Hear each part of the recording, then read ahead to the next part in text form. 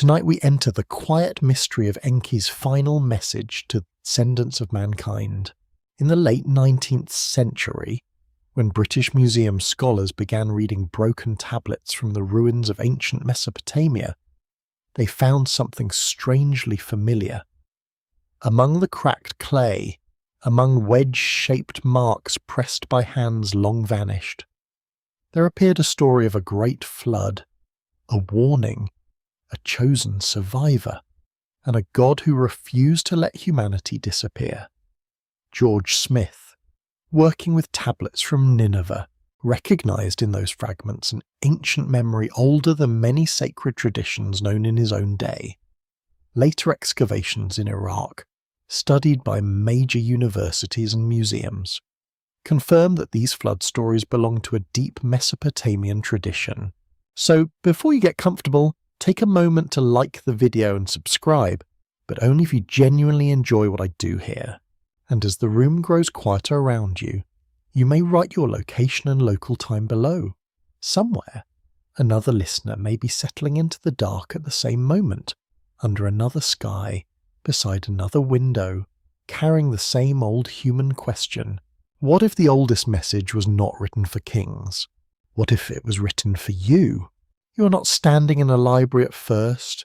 You are standing in dust. The air is warm, almost heavy, and it smells faintly of clay after water has touched it. The ground beneath your feet is cracked, but not lifeless. Far away, a slow river moves through reeds, and the reeds whisper with the patience of things that have watched cities rise, tremble, and sink back into earth. This is where the mystery begins, not in a palace of gold, not in a chamber full of polished statues, but in the mud and silence of southern Mesopotamia. Here, people built with what the land gave them. They shaped bricks from river silt. They raised temples from earth. They carved signs into clay because stone was rare. Memory was fragile, and spoken words could die with the last person who remembered them. Records confirm that writing in Mesopotamia developed in the late 4th millennium before the Common Era, first for counting, trade, offerings, and administration. That sounds rather ordinary, does it not? Humanity invents writing, and the first great use is paperwork, somewhere. A tired scribe is surely still being across 5,000 years. Yet inside those lists of grain, sheep, jars, bills, workers, and temple stores, something else slowly begins to breathe. Names of gods appear, rituals appear, myths appear. The clay stops being only a ledger and becomes a doorway. You step closer. The tablet is small enough to hold, but it carries a weight larger than a kingdom. Its surface is wounded by time. Lines are missing, corners have broken away. Fire has hardened it, burial has darkened it. The hand that pressed those marks was mortal, but the voice inside them pretends to come from somewhere beneath the worlds. The voice belongs, in part, to Enki. He is not always the loudest among the gods. He does not arrive like a storm breaking over mountains. He is subtler than that. In the old stories, Enki is associated with fresh water, wisdom, creation, magic, craftsmanship, and the deep underground source called the Sweet Waters. He is the god who knows how things fit together. He understands speech, tools, rivers, cities, and the strange workings of the human mind. There is a scholarly discussion, still very much alive, about how much these stories preserve ancient religious belief, how much they encode social memory, and how much they reflect political imagination. Researchers at institutions such as Oxford and Yale have long treated Mesopotamian myth not as simple fantasy, but as a serious archive of how early urban societies understood power, labour, disaster, and survival. That does not make every detail literal. It makes every detail interesting. Because myths are not always lies. Sometimes they are memories wearing masks. In the story that concerns us tonight, the gods decide that humanity must be destroyed by flood. The reason changes across versions. As old stories often change when carried from city to city, sometimes humans are too noisy. Sometimes the divine order has become strained. Sometimes the reason is hidden behind damaged lines, which is very convenient for anyone who enjoys ancient mystery and very inconvenient for anyone who demands neat answers before bedtime. Enki knows the decision. Enki is bound by divine counsel. Yet Enki also seems unwilling to let the human world vanish completely. So he does something careful, almost sly. He does not simply announce the secret. He does not stand in a public square and declare, "Build a boat, everyone, the gods are having a terrible meeting." Instead, he speaks through a wall. A reed wall, in some versions, becomes the listener. The message is indirect, as though the god obeys the letter of silence while quietly breaking its spirit. The survivor hears what he must hear. A vessel is built, life is gathered, waters rise. The world that was known disappears beneath a moving skin of darkness. That is the first edge of Enki's final message. It is not thunder, it is not spectacle. It is warning disguised as a whisper. The ancient flood tale appears in several Mesopotamian compositions, including the account of Atrahasis and the flood episode within the Epic of Gilgamesh. These texts survive in later copies, often in Akkadian, though they belong to traditions rooted deeply in Sumerian culture and memory. Tablets from ancient schoolrooms show that scribes copied and recopied such works for generations. A story could sleep in clay, wake in another city, and take a slightly different form. And now, in the dimness, you begin to feel the strangeness of that. A message can outlive the hand that writes it. A warning can pass from one broken tablet into another language, into another empire, into another age, until finally it reaches someone lying in bed with the lights low, listening for something older than fear, that someone is you. The quirky little detail is how ancient Mesopotamian scribes often learned by copying older model texts, sometimes repeating lines with the dutiful exhaustion of students everywhere. Imagine a young apprentice pressing signs into wet clay, trying not to ruin the tablet, while copying a story about divine secrets and world destruction. The lesson is cosmic, but the classroom is probably hot. The stylus slips, the teacher is unimpressed. Civilization continues. Still, the joke fades quickly, because the content is not small. Enki's warning raises a question that feels almost too large to hold. Why save humanity at all? If the gods created humans for labour, as some Mesopotamian myths suggest, then survival may not be pure kindness, it may be necessity. The fields need hands, the temples need offerings, the city needs builders, bakers, brewers, singers, mourners, scribes, and sleepers. Yet Enki's actions often feel more tender than mere management. He protects, he advises, he gives skills, he bends rules. He seems to understand that humans are weak, noisy, clever, frightened, and somehow worth preserving. Perhaps that is the unsettling part. Not that the gods wanted mankind gone, but that one divine intelligence looked at fragile human life and chose complication instead of silence. He chose the troublesome continuation of hunger, birth, argument, prayer, ambition, grief, music, and memory. He chose the Descendants. He chose the long road. You can almost hear the rain beginning at the edge of the story, not yet the flood itself, only the first soft touches on reed and roof. A dog lifts its head, a potter covers his drying vessels, a woman gathers grain from a courtyard. In the temple, a lamp trembles, and smoke curls toward the ceiling like a question no priest can answer. The city does not know. That is how catastrophe often feels in ancient stories. Ordinary life continues beside the invisible. Bread is pskurio. Doors are latched. Children sleep. Someone complains about taxes. Someone else worries about a missing goat. Above them, decisions have already been made. And beneath them, in the deep sweet water, Enki prepares a message.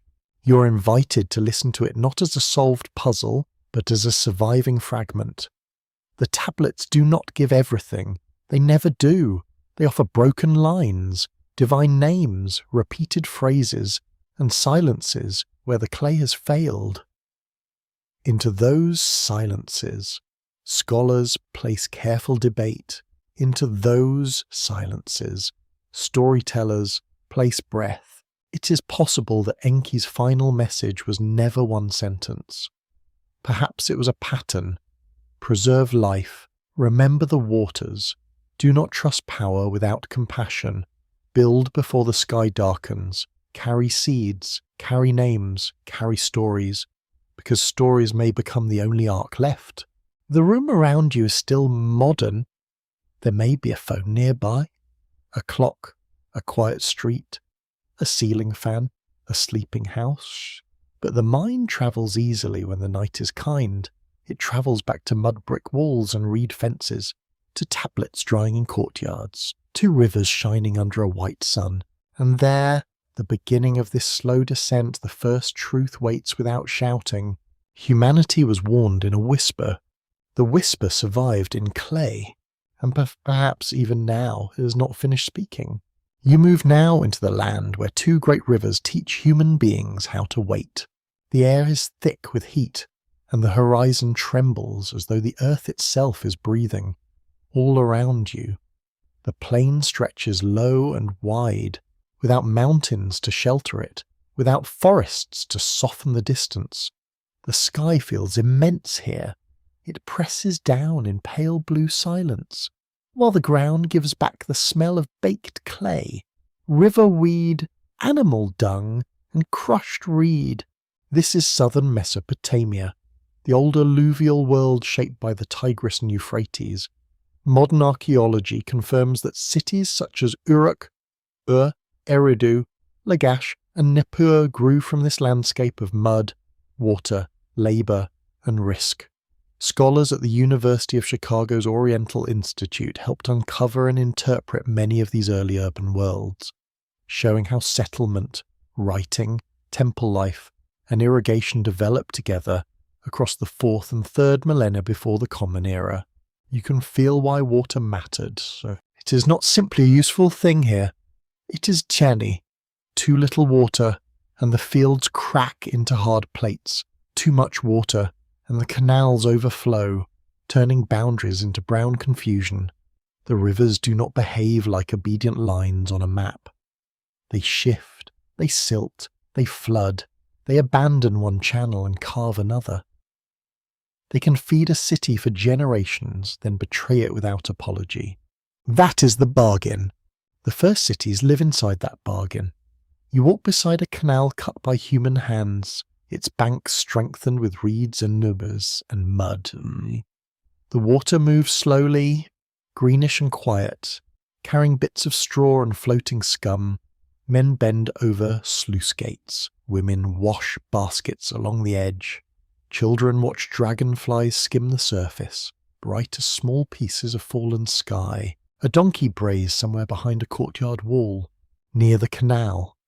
Labourers carry bricks in baskets. Their shoulders shine with sweat. Their feet sink into damp earth where yesterday's work has not yet hardened. Mud brick is everywhere. It forms houses, walls, platforms, storage rooms, and temples. It is humble, but it is also stubborn, brick by brick. People persuade the flatland to rise. You pass low homes with reed mats over doorways. Inside, the rooms are dimmer, cooler, scented with smoke, grain, wool, and oil. A clay oven sits near a wall. Jars stand in corners. A sleeping child turns on a woven mat, and someone hushes a fly away with weary tenderness. There is nothing grand here, and yet this is civilization in its most intimate form. Bread, water, shelter, names. The great temples rise above this ordinary world, not separate from it, but fed by it. The temple is storehouse, employer, ritual center, economic machine, and sacred axis. Grain comes in, Rations go out, workers are counted, offerings are prepared. Priests, administrators, brewers, shepherds, singers, and scribes move through its rooms like parts of a living body. Records from ancient tablets confirm that early Mesopotamian institutions tracked astonishing details. They counted barley, sheep, textiles, beer, labour days, and temple property. It is a very human miracle. Before kings describe their glory, someone is already worried about inventory. Naturally, eternity begins with accounting. Yet beneath the accounting lies a deeper unease.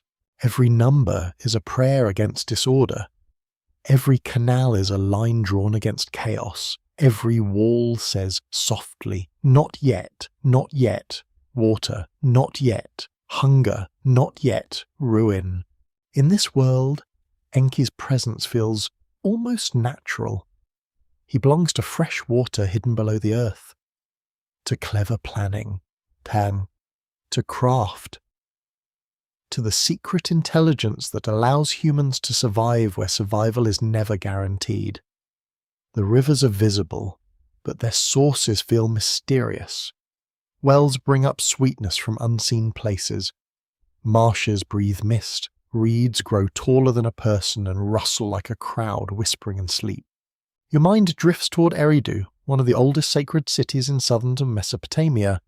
Ancient tradition remembered it as a primordial place deeply linked with Enki. The excavations have revealed a long sequence of temples there, one built over another, as though generations kept returning to the same sacred spot and lifting it higher from the plain. The fact is simple, but it feels almost dreamlike. A temple becomes a stack of remembered devotion. Some historians see Eridu as a key symbol of early Mesopotamian sacred kingship and urban origins. Other scholars caution that later myths may have polished the city's age and meaning, turning local memory into cosmic history. The debate remains open, especially when mythic lists and archaeological layers do not always speak in the same rhythm. That is where the mystery breathes.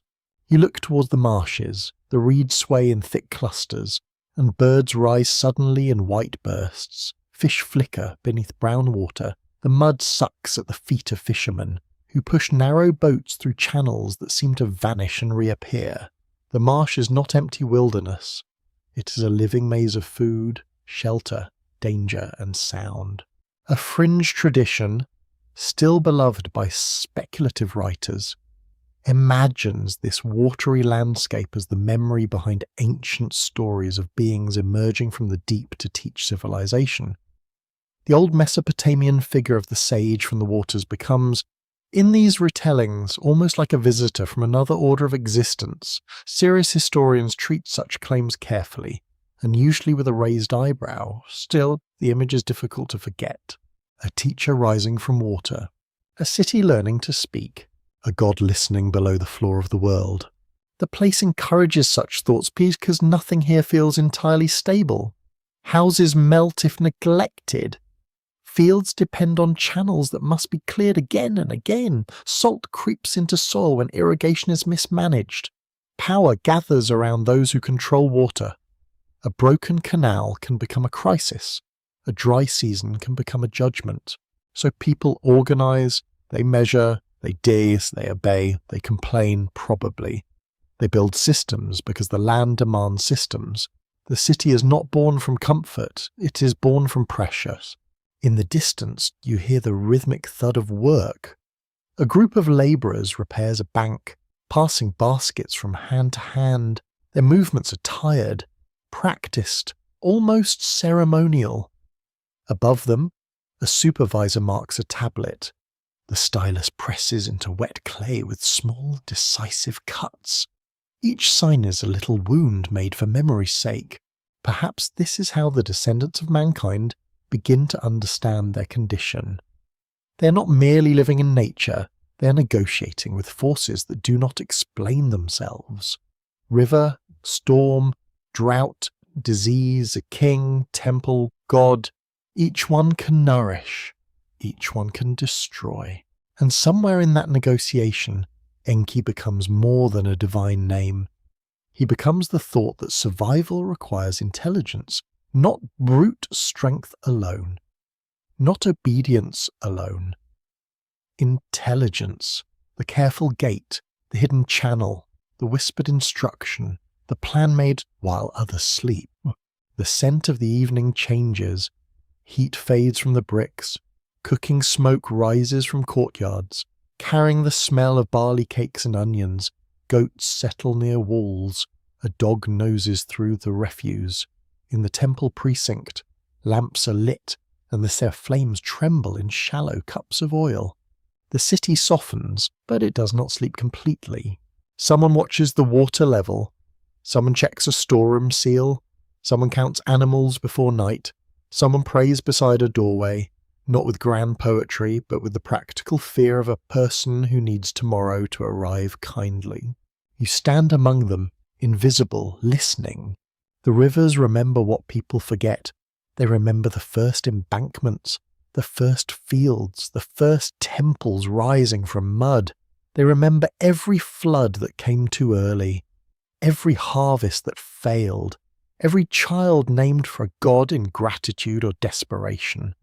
They remember the slow invention of a world where human beings learned to live together, and also learned how easily togetherness becomes burden. Above the reeds, the stars begin to appear. The sky that seemed merciless by day now opens into depth. The river darkens. The mud cools. The old city becomes a pattern of lamps and murmurs beneath the night.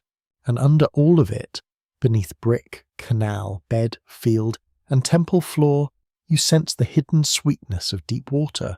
It is quiet there. It is patient. It waits as if holding a message that no city can fully keep, and no flood can fully erase. For a moment, it feels as though the ground has become thinner beneath your feet. Not weak, exactly, not broken, only layered. As if the world is a floor laid over something older, cooler, and more patient than stone. You stand near the imagined threshold of Enki's domain, where fresh water gathers in darkness beneath the earth, hidden from sunlight but essential to every living thing above it. This is not the sea with its salt and restless hunger. This is the deep, sweet water, the unseen reservoir that ancient Mesopotamian thought placed below the world. It is water that rises in wells, seeps into marshes, feeds canals, and gives life where the plain would otherwise harden into thirst. In mythic language, it becomes a sacred depth, and within that depth, Enki dwells. He is a strange kind of power. Many ancient gods announce themselves with violence. Storm gods roar, war gods strike, sun gods blaze across the sky until every shadow confesses. Enki is different. He belongs to the intelligence of hidden systems. He is the god of craft, wisdom, incantation, creation, and fresh water. He is associated with making things work, which is always more impressive than simply making things loud. You sense him not as a distant statue, but as a presence inside function itself. A reed boat floats because someone learned balance. A canal delivers water because someone understood slope. A word heals fear because someone shaped sound into ritual. A city survives because of plans, tools, measures, and memory all hold together for one more day. That is Enki's atmosphere. Ancient records from Mesopotamia identify Enki, known in Akkadian tradition as Ea, as one of the great deities of wisdom and water. Major collections studied by the British Museum and universities such as Pennsylvania preserve hymns, myths, and lexical texts that place him among the central powers of the Mesopotamian divine world. His sacred city was Eridu, remembered as old, watery, and deeply bound to beginnings. Yet he does not feel simple. He is not merely kind, he is not merely clever, he is not merely a maker, He is the kind of figure who gives assistance with one hand and uncertainty with the other. His gifts help humanity live, but his wisdom also makes the world more complicated. A tool solves one problem and creates three more? Very human, really. Even divine technology seems to come with maintenance. Your mind drifts into a temple court at Eridu. The sun has lowered, and mud brick walls glow with the colour of old honey. The air smells of damp reed, sheep wool, hot dust, and a faint curl of incense. Priests move quietly between rooms. Their garments brush against plastered floors. Somewhere, water is poured from a vessel, and the sound is soft enough to seem private. There may be a basin nearby, or a ritual vessel, or a drain leading through the sacred architecture. Archaeologists have traced multiple temple levels at Eridu, revealing rebuilding across long spans of time. Each new structure rests upon the older one, as if devotion itself became sediment. The fact is modest in scientific language, but in the imagination it becomes almost unsettling. A sacred place keeps rising over its own buried memories. Scholars continue to debate how much early temple architecture reflects changing ritual needs, political authority, or the preservation of local sacred tradition. Some emphasize the social power of institutions, others focus on religion, landscape, and memory. The disagreement is useful, because ancient buildings rarely explain themselves with the courtesy one would prefer. They simply stand, or they fall, then they wait to be interpreted. Enki's myths often show him as a possessor of knowledge that others need. In stories of creation, he helps organize the world. In stories of culture, he distributes the arts of civilization. In stories of crisis, he finds a way around impossible commands. He is not always morally neat, which makes him feel older than moral neatness. He belongs to a world where wisdom is necessary, dangerous, and occasionally slippery. There is a quirky tradition in later Mesopotamian thought about divine plans and sacred powers, often described through mysterious gifts of civilization. These powers can include kingship, priesthood, crafts, truth, weapons, music, and even forms of social order that sound less charming, such as conflict and lamentation. Imagine receiving civilization as a basket of blessings, only to discover that bureaucracy, heartbreak, and bad leadership were included in the package. No refunds from the gods. In one famous narrative pattern, Inanna seeks powers connected with civilization from Enki. The tale is playful, symbolic, and layered with meaning. It presents divine knowledge almost like a treasure that can be transferred, guarded, lost, or carried away. The story is not simply about theft or generosity. It asks what happens when culture moves from one sacred center to another. Knowledge travels. Once it out of travel, it changes everyone's. This matters because Enki's final message is not only a warning about water, it is also a warning about wisdom. To know is to become responsible. To survive is to inherit memory. To receive a plan is to carry the burden of acting, while others remain unaware. That is not a comfortable gift.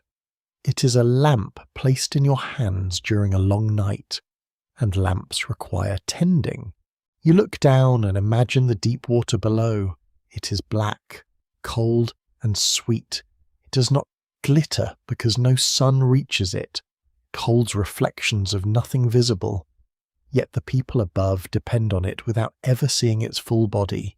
This is a perfect image for wisdom in the ancient world, hidden, nourishing, and dangerous when mishandled.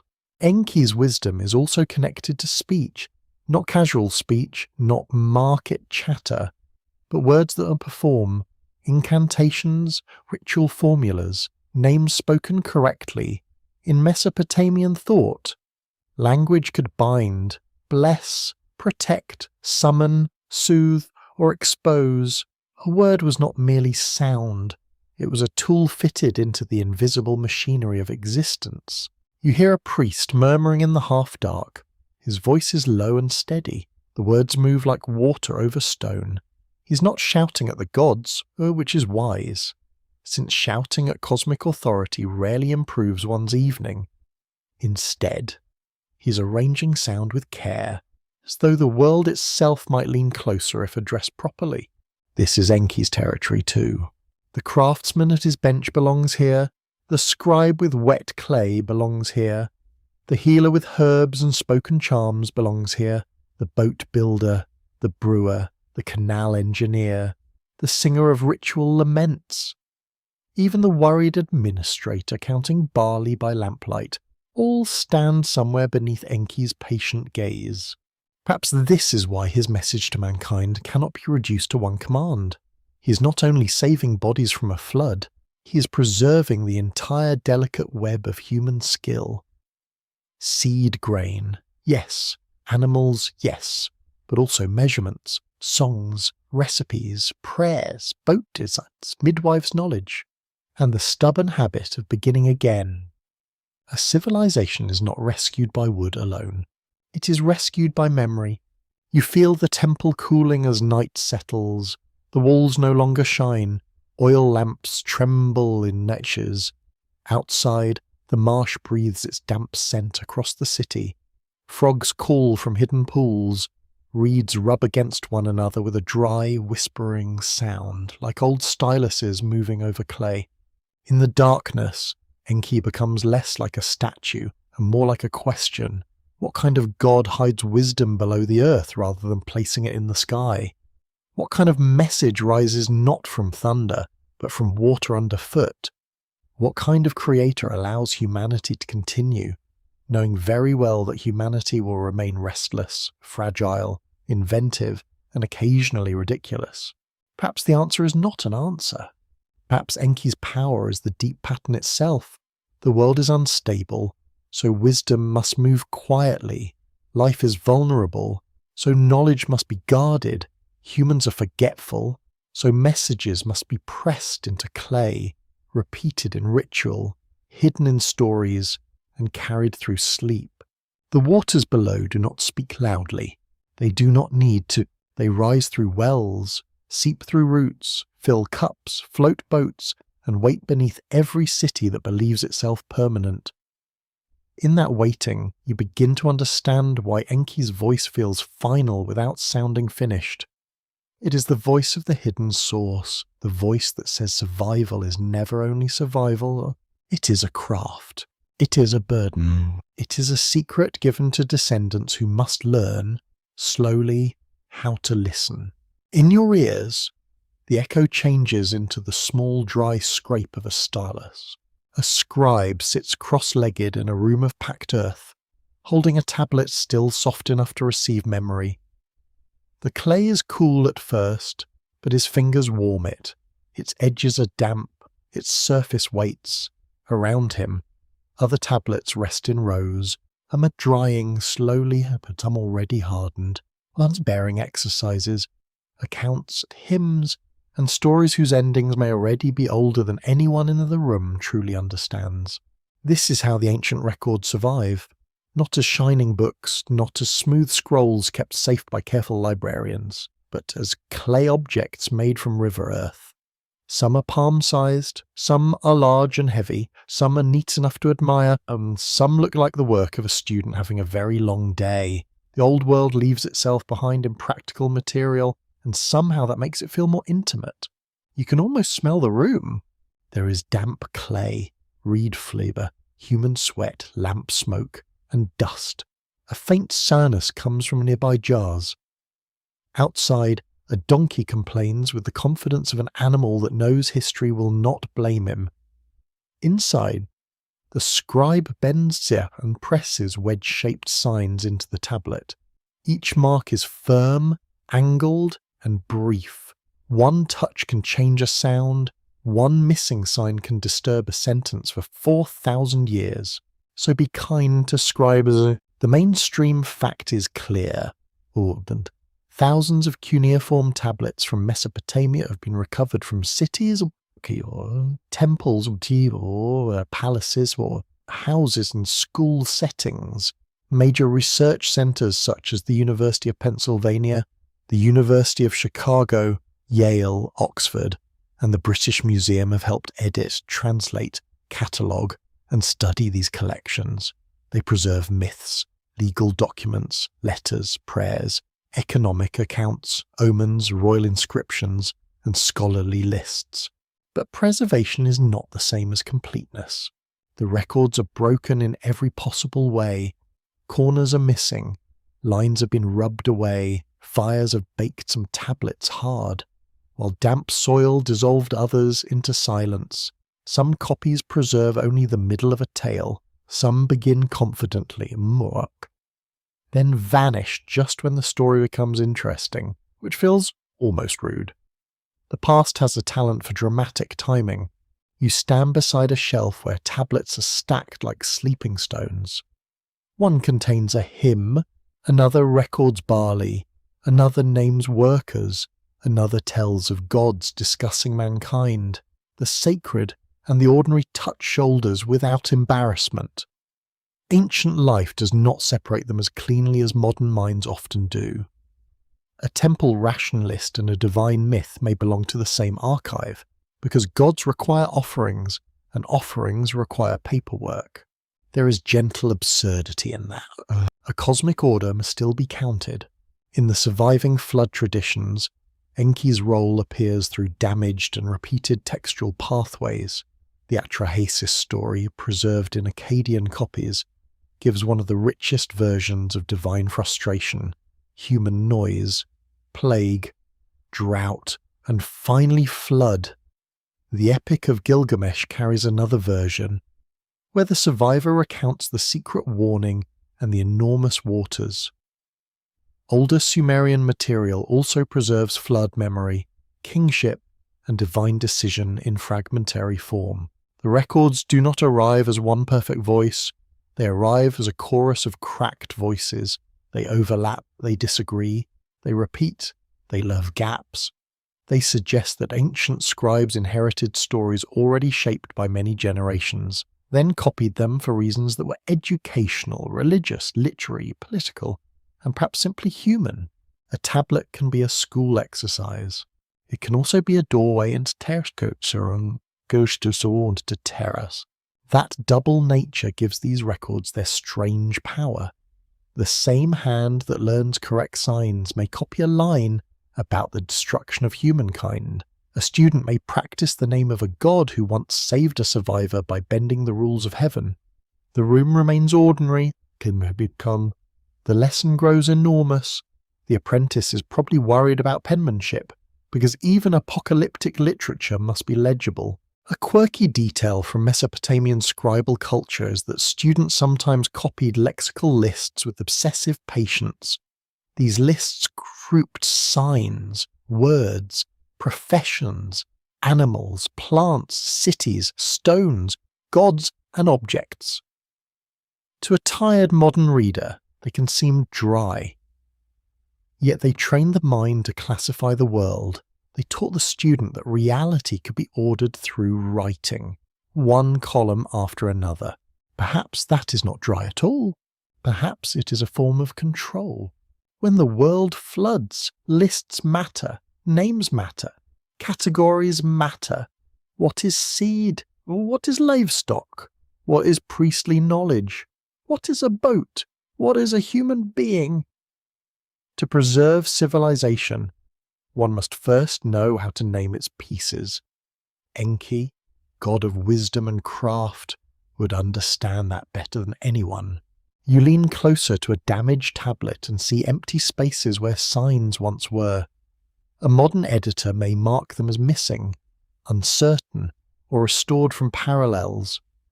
Behind every restoration lies judgment. Is this word probable? Is this line repeated elsewhere? Does the grammar permit it? Does the myth require it? Scholars debate such questions with patience, caution, and sometimes the quiet ferocity of people defending a single broken verb. There is an open scholarly debate about how far one may reconstruct lost lines in mythological texts. Some experts prefer conservative readings, leaving gaps visible Others use parallel manuscripts to suggest fuller meanings. The disagreement matters because a restored word can change a god's motive, a human action, or the emotional shape of the entire story. One sign can alter the brokenness of the records keeps the mystery alive. It prevents the story from becoming too smooth. Ancient clay resists the tidy confidence of later retelling. It reminds you that Enki's message reaches the descendants of mankind through injury. It has been burned, buried, fractured, copied, translated, misread, corrected, and carried across empires. That is not weakness. It is the message's condition. You imagine a tablet found in the earth. It is lifted carefully by archaeologists, brushed free of soil, numbered, wrapped, and sent towards study. Under bright modern light, its surface reveals tiny wedges that once belonged to breath and hand. The person who made it did not imagine glass cases, climate-controlled or professors debating line numbers in rooms far from the Euphrates. He simply copied what he had received. And what he had received may already have felt ancient. The tablets speak of divine counsels, human burdens, and cosmic unease. They describe gods who require order, people whose growth becomes troubling, and one God whose wisdom finds a way through prohibition. The message is never delivered with modern clarity. It hides in narrative movement. It hides in who speaks, who refuses, who obeys, and who listens from behind a wall. That wall may be literal in the tale. It may also be the nature of ancient writing itself. The record stands between the god and you. It is a surface that speaks indirectly. You do not hear Enki's voice in open air. You hear it through clay, through copies, through translation, through missing signs and cautious scholarship. Like the survivor in the story, you listen through a barrier. The barrier does not prevent the message. It makes the message possible. The room darkens around the scribe. An oil lamp gutters. Shadows move across shelves. Tablets waiting to dry take on the dull shine of river mud under moonlight. The scribe stretches his fingers, perhaps tired, perhaps bored, perhaps unaware that the marks beneath his hands will one day carry a divine warning into unimaginable distances. Outside, the city breathes. A child coughs in sleep. A door latch clicks. Dogs bark beyond a wall. The canal water murmurs against its bank, wearing gently at the edges of human design. Nothing seems dramatic, and yet everything is being preserved. The fragment is enough. A broken line can still guide a boat. A damaged tablet can still carry grief. A missing ending can still leave a listener awake beneath the stars, wondering what was lost and what survived because someone pressed a reed into clay. In the silence between signs, Enki's message does not disappear, it waits. Your mind drifts beyond the city lamps, beyond the counted reigns of kings. There is a strange place in ancient memory where time stops behaving politely. Years stretch into impossible lengths. Names stand like ruined pillars in fog. Cities appear not as settlements built by tired hands, but as stations in a sacred sequence, one receiving kingship from heaven, another losing it when the great design moves elsewhere. This is the hidden timeline, not hidden because someone buried it in a locked chamber, but because it lives at the edge of what history can safely hold. It belongs to the zone where myth, royal ideology, flood memory, and perhaps fragments of real ancestral tradition overlap. You step into it carefully, because the ground here is soft. The Sumerian king list preserves a famous sequence of rulers and cities, beginning with kings before the flood. Modern scholars have studied copies from several periods, noting how the text organizes power through sacred succession. The mainstream fact is that the king list was not a neutral historical record in the modern sense. It shaped political memory by presenting kingship as something bestowed, transferred, interrupted, and restored. That is already unsettling enough. Yet the earliest kings in that list are given reigns of astonishing length. Tens of thousands of years pass beneath single names. A person might raise an eyebrow at that, naturally. Even the most patient palace administrator would struggle to file taxes for a ruler who reigns longer than geology seems comfortable with. Still, the numbers matter. They show that ancient writers imagined a world before ordinary time, or at least before ordinary political time. The flood divides memory. On one side lies a vast, nearly unreachable antiquity. On the other lies the recognizable movement of cities, dynasties, rivalries, and inscriptions. The flood is not only water, it is a wound in chronology. You stand at that wound long before recorded history becomes firm beneath your feet. The old traditions suggest a time when kingship descended from heaven. The phrase carries a calm weight. It does not say that people voted, negotiated, or gradually improvised government beside canals, although archaeology would insist that institutions develop through very human processes. The myth speaks differently. It says order comes from above, and humans receive it like a burden wrapped as a gift. A council decree proves nothing here, because this is not the language of civic minutes. This is sacred memory. Yet archaeology shows that early Mesopotamian cities did develop complex institutions, monumental temples, labour systems, and administrative writing long before many later empires. Studies from universities such as Cambridge and Chicago describe how urban life in southern Mesopotamia emerged through irrigation, temple organisation, craft specialisation, trade, and changing social hierarchy. So perhaps the myth is a bad historian. Perhaps it is a poet of structure. The fringe tidbit is more slippery. Some modern speculative readers seize upon the enormous reigns before the flood and imagine lost civilizations, vanished sages, or non-human rulers who guided early mankind. Serious historians generally treat these reign lengths as symbolic, theological, or literary. But the fascination remains because impossible numbers feel like doors. They may not open onto fact, but they open onto longing. You feel that longing in the dark. Everyone wants a deeper beginning. Everyone wants to know that the first page was not truly the first page. The ancient scribes seem to have wanted this too. Their timeline stretches backward into a time no witness could verify, as if civilization itself required an older shadow to make sense of its own existence. In a time that is no longer remembered, the first cities of sacred imagination rise from the plain. Eridu, Bad Tibera, Larak, Sippar, Shurapak. The names move like beads across a cord. Each city holds kingship for a season of impossible duration, then releases it. The sequence is orderly, almost ritualistic, but it carries disaster within it. The flood waits at the end like a dark seal pressed into wet clay.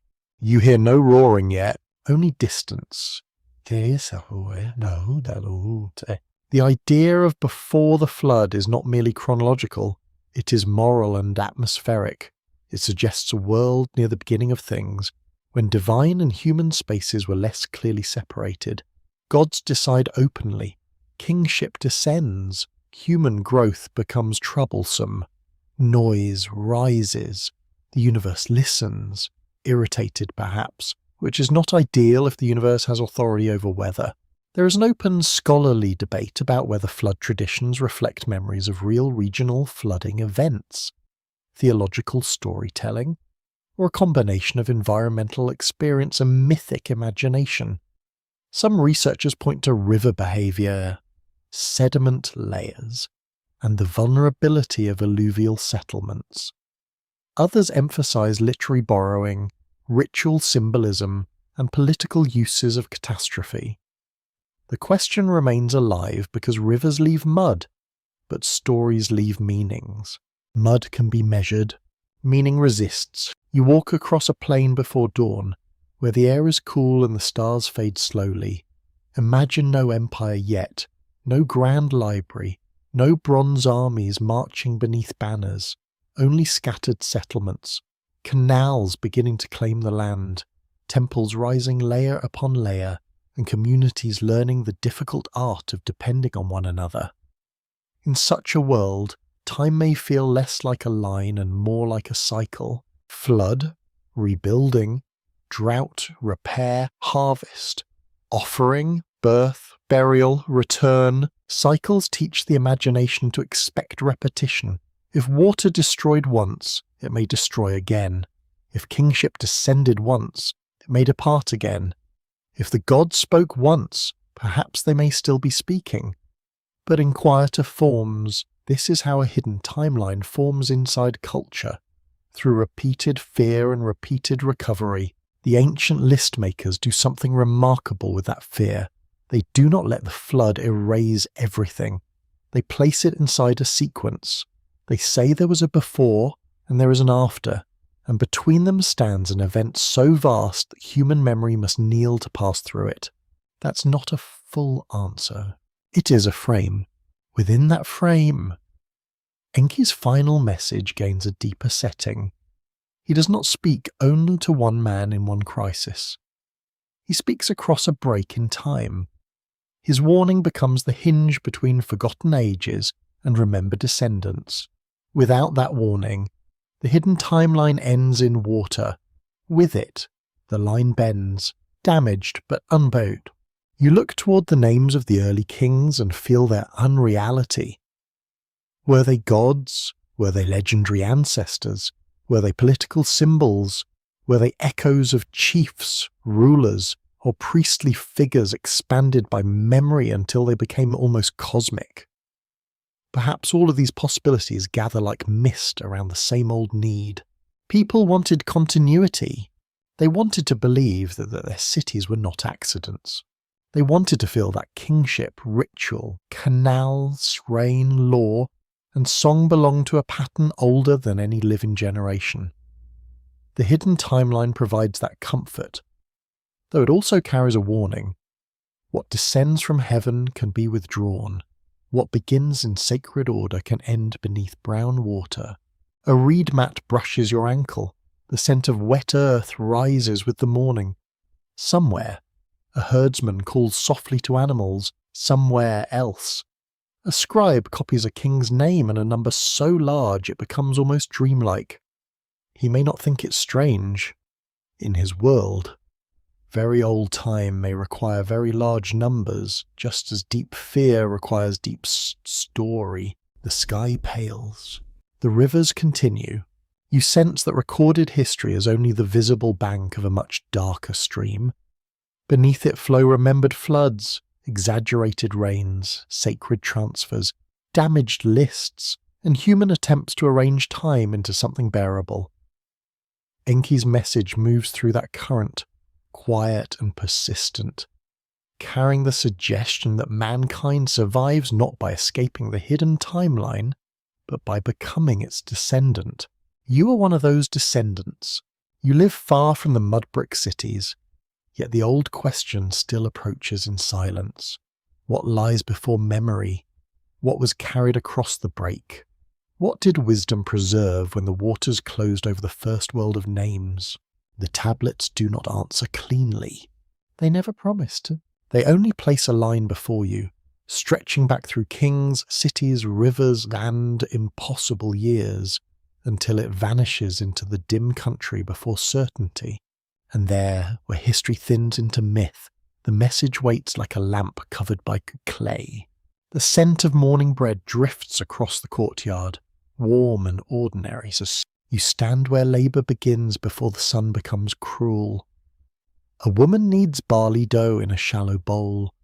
A man shoulders a basket near a storehouse door. A child carries water with both hands, walking slowly because spilling even a little brings correction. Nearby, a scribe prepares a tablet, not for poetry but for the living machinery of work. This is where the question becomes uncomfortable. Why were humans made? Ancient Mesopotamian stories do not always flatter their listeners. They do not begin with mankind placed at the centre of existence, crowned with ease, and surrounded by gentle applause. In several traditions, people appear because the gods themselves have grown weary of labour. Fields must be watered, canals must be maintained, offerings must be prepared, temples must be fed, someone must do the work that keeps the divine world supplied and the human world functioning. That someone is mankind. The main stress fact is that Mesopotamian texts such as Atrahasis describe humans being created to relieve divine beings from toil. Scholars at institutions such as Oxford, Yale, and the University of Chicago often read this as a mythic reflection of labour organisation, temple economy, and social hierarchy in early urban societies. The story speaks in divine language, but the concerns beneath it are deeply human. Who works? Who commands? Who eats from the offering table? You watch workers gather at the edge of a field. The soil is dark where water has touched it, but pale crusts of salt shimmer in places. Men guide oxen through the mud. Women carry seed. Others clear a canal choked with silt. The work is repetitive, necessary, an unromantic civilization. From this angle is less a golden achievement than a schedule of tasks that cannot be ignored. A canal does not care that you're tired. The old myth understands that perfectly. It does not pretend that order arrives freely. It says creation itself has a cost. Humans are shaped from clay, blood, divine planning, or sacred substance depending on the version, and immediately their existence is tied to service. They are not idle decorations in a cosmic garden. They are maintenance workers in a universe that constantly threatens to come undone. There is gentle sarcasm buried in the arrangement. The gods make people to reduce their own workload, and somehow people inherit more work than anyone can finish. Even now, thousands of years later, the descendants of mankind still look at a task list and feel mythologically targeted. But the story is not only cynical. Work in the ancient world is not merely punishment, it is participation. To grind grain, pour libations, weave cloth, build walls, sing laments, clean canals, and prepare offerings is to help hold the world in place. The temple does not operate outside society. It stands at the centre of it, receiving human effort and returning order, identity, ration, ceremonies, and meaning. You hear sandals scrape against packed earth. A storage door opens with a wooden groan. Inside, jars line the wall. Sealed and marked, barley is measured, beer is allotted, wool is counted. A foreman calls names, a scribe presses signs. The system is precise enough to feel impressive, and stern enough to feel slightly suffocating. Records from ancient administrative tablets confirm that labourers in Mesopotamian institutions often received rations of grain, beer, oil, or wool. These documents reveal not only economy, but ordinary dependence. A person's daily bread could pass through temple or palace systems, recorded by a hand that cared less about personal destiny than correct totals. That is sobering. Yet even inside this structure, humanity is not faceless. You notice the small signs of life around the edges. A woman adjusts the cord of her dress. A tired worker wipes dust from his eyes. Someone laughs at a private joke near the water jars. A child draws a line in the mud with a reed, imitating the scribe badly and with great confidence. Here, the purpose of humanity becomes more layered. If humans were created to serve, they also become the ones who remember. They tell the stories. They bury the dead. They name children. They copy divine decisions onto clay. They carry forward the warning that even gods may reconsider the value of those they burden.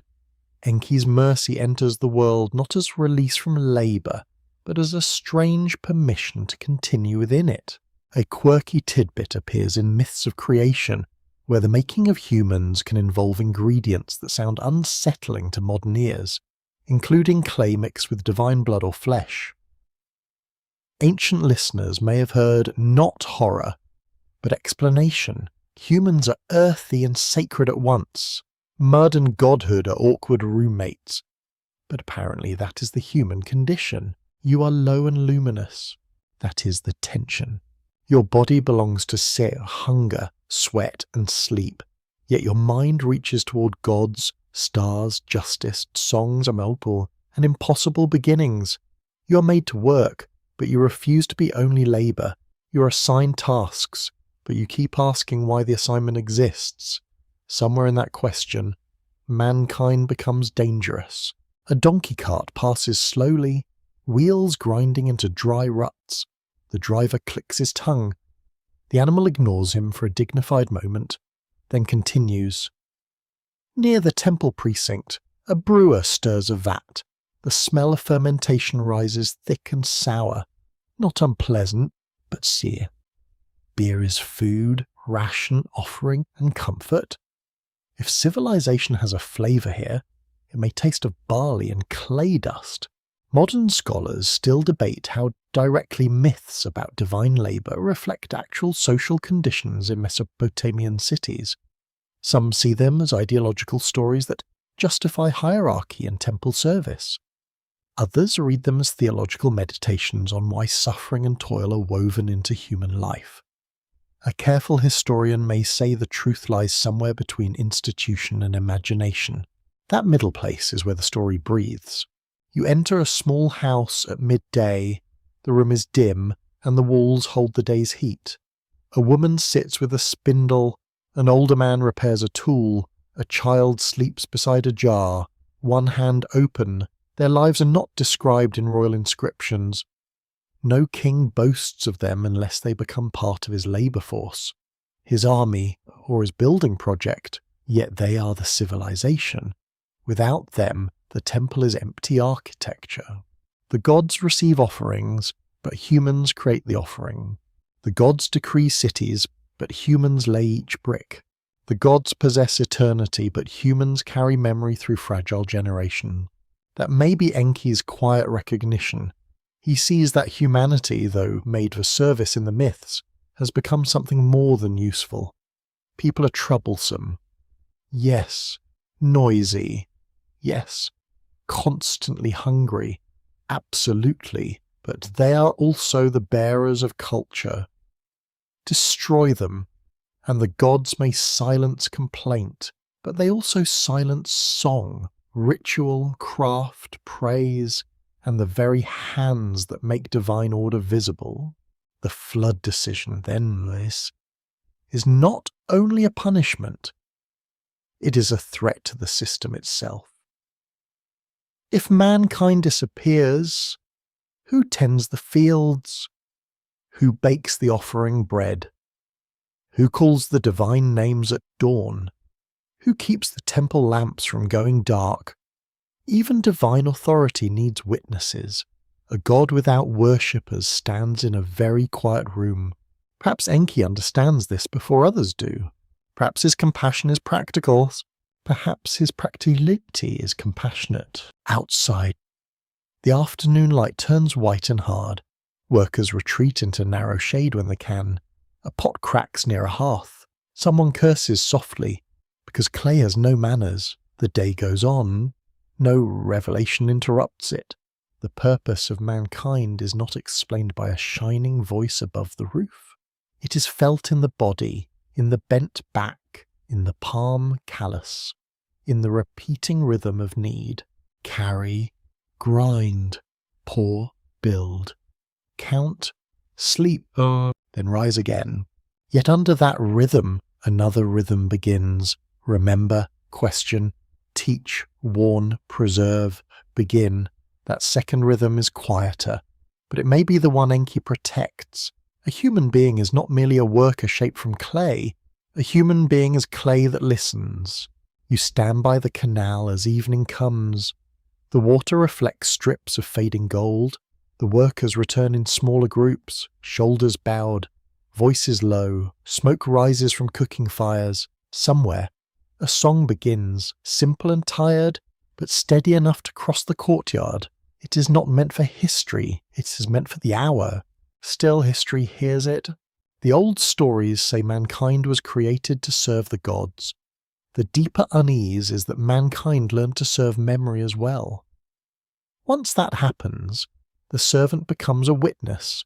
The witness becomes a descendant. The descendant becomes the keeper of messages too dangerous to vanish. And in the low murmur of the city, among ration bowls, canal mud, temple doors, and sleeping children, you begin to sense the shape of the assignment. Not freedom from burden, not escape from mortality. A task more subtler than labour waits inside the clay of the human heart. To remember why the waters came, to ask why one God warned, to carry the unfinished answer onward. Even when the day has been long, the hands are tired, and the night offers only a little rest. The room of the gods is never fully shown to you. It gathers instead as pressure, like heat building behind a closed door. You sense height, shadow, polished stone, woven mats, bowls of offering, and the cold distance of beings who do not need to explain themselves. Somewhere in the vast imagination of Mesopotamia, the divine powers assemble to speak about mankind, not gently. The city below continues its ordinary breathing. Bakers lean over ovens. Canal workers scrape mud from wooden tools. A mother knots a child's corded belt. A scribe checks a seal and frowns, as scribes have always done when the universe has made numbers inconvenient. Yet above this world, or perhaps within its invisible order, another conversation begins. The gods are disturbed. In the Atrahasis tradition, humanity's growth becomes a problem for the divine realm. The people multiply, their sound rises, their work, their hunger, their births, their quarrels, their grinding stones, their animals, and thus their prayers fill the world with restless human presence. Ancient texts describe this disturbance as noise, a deeply revealing word. Mankind does not merely disobey. Mankind becomes impossible to ignore. That is a remarkable accusation. To exist is already to offend. A mainstream historical fact rests beneath the mythic language. Early Mesopotamian cities truly did grow into dense, noisy, highly organized communities with labor systems, craft quarters, temples, markets, animals, ovens, and constant movement. Research associated with the University of Chicago and other major centers has shown how urban life in southern Mesopotamia created new forms of social complexity, administration, crowding, and dependence. Myth takes those pressures and lifts them into heavens. The result is chilling in its ushgemness. The council does not need to hate mankind. It only needs to consider mankind excessive. That is almost worse. Hatred is hot, personal, and unstable. Bureaucratic divine irritation is colder.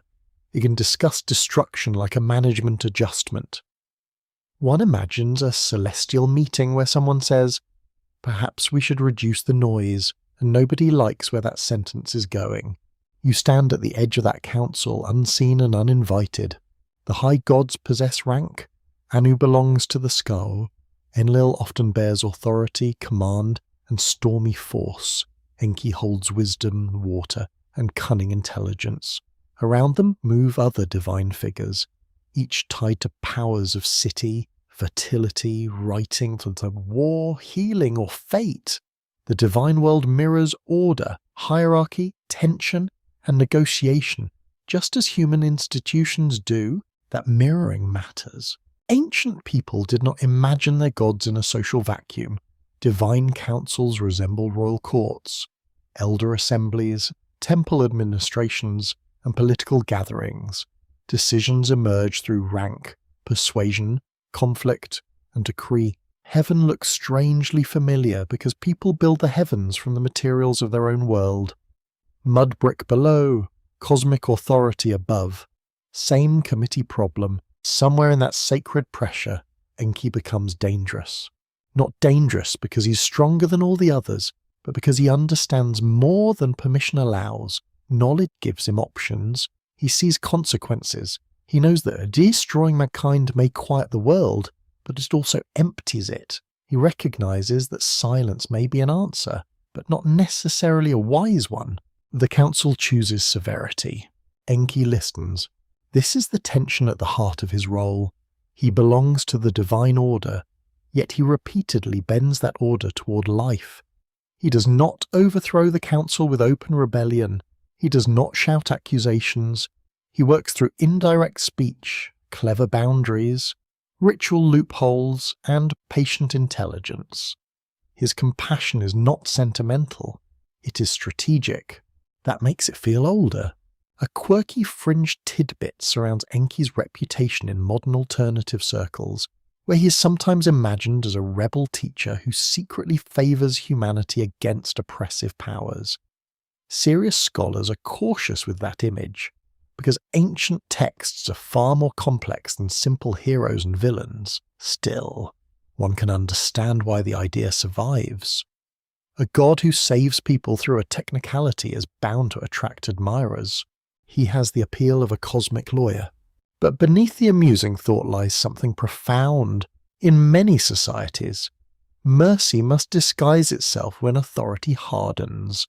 Compassion cannot always walk through the front gate. Sometimes it enters through a side passage, carrying instructions wrapped in ambiguity.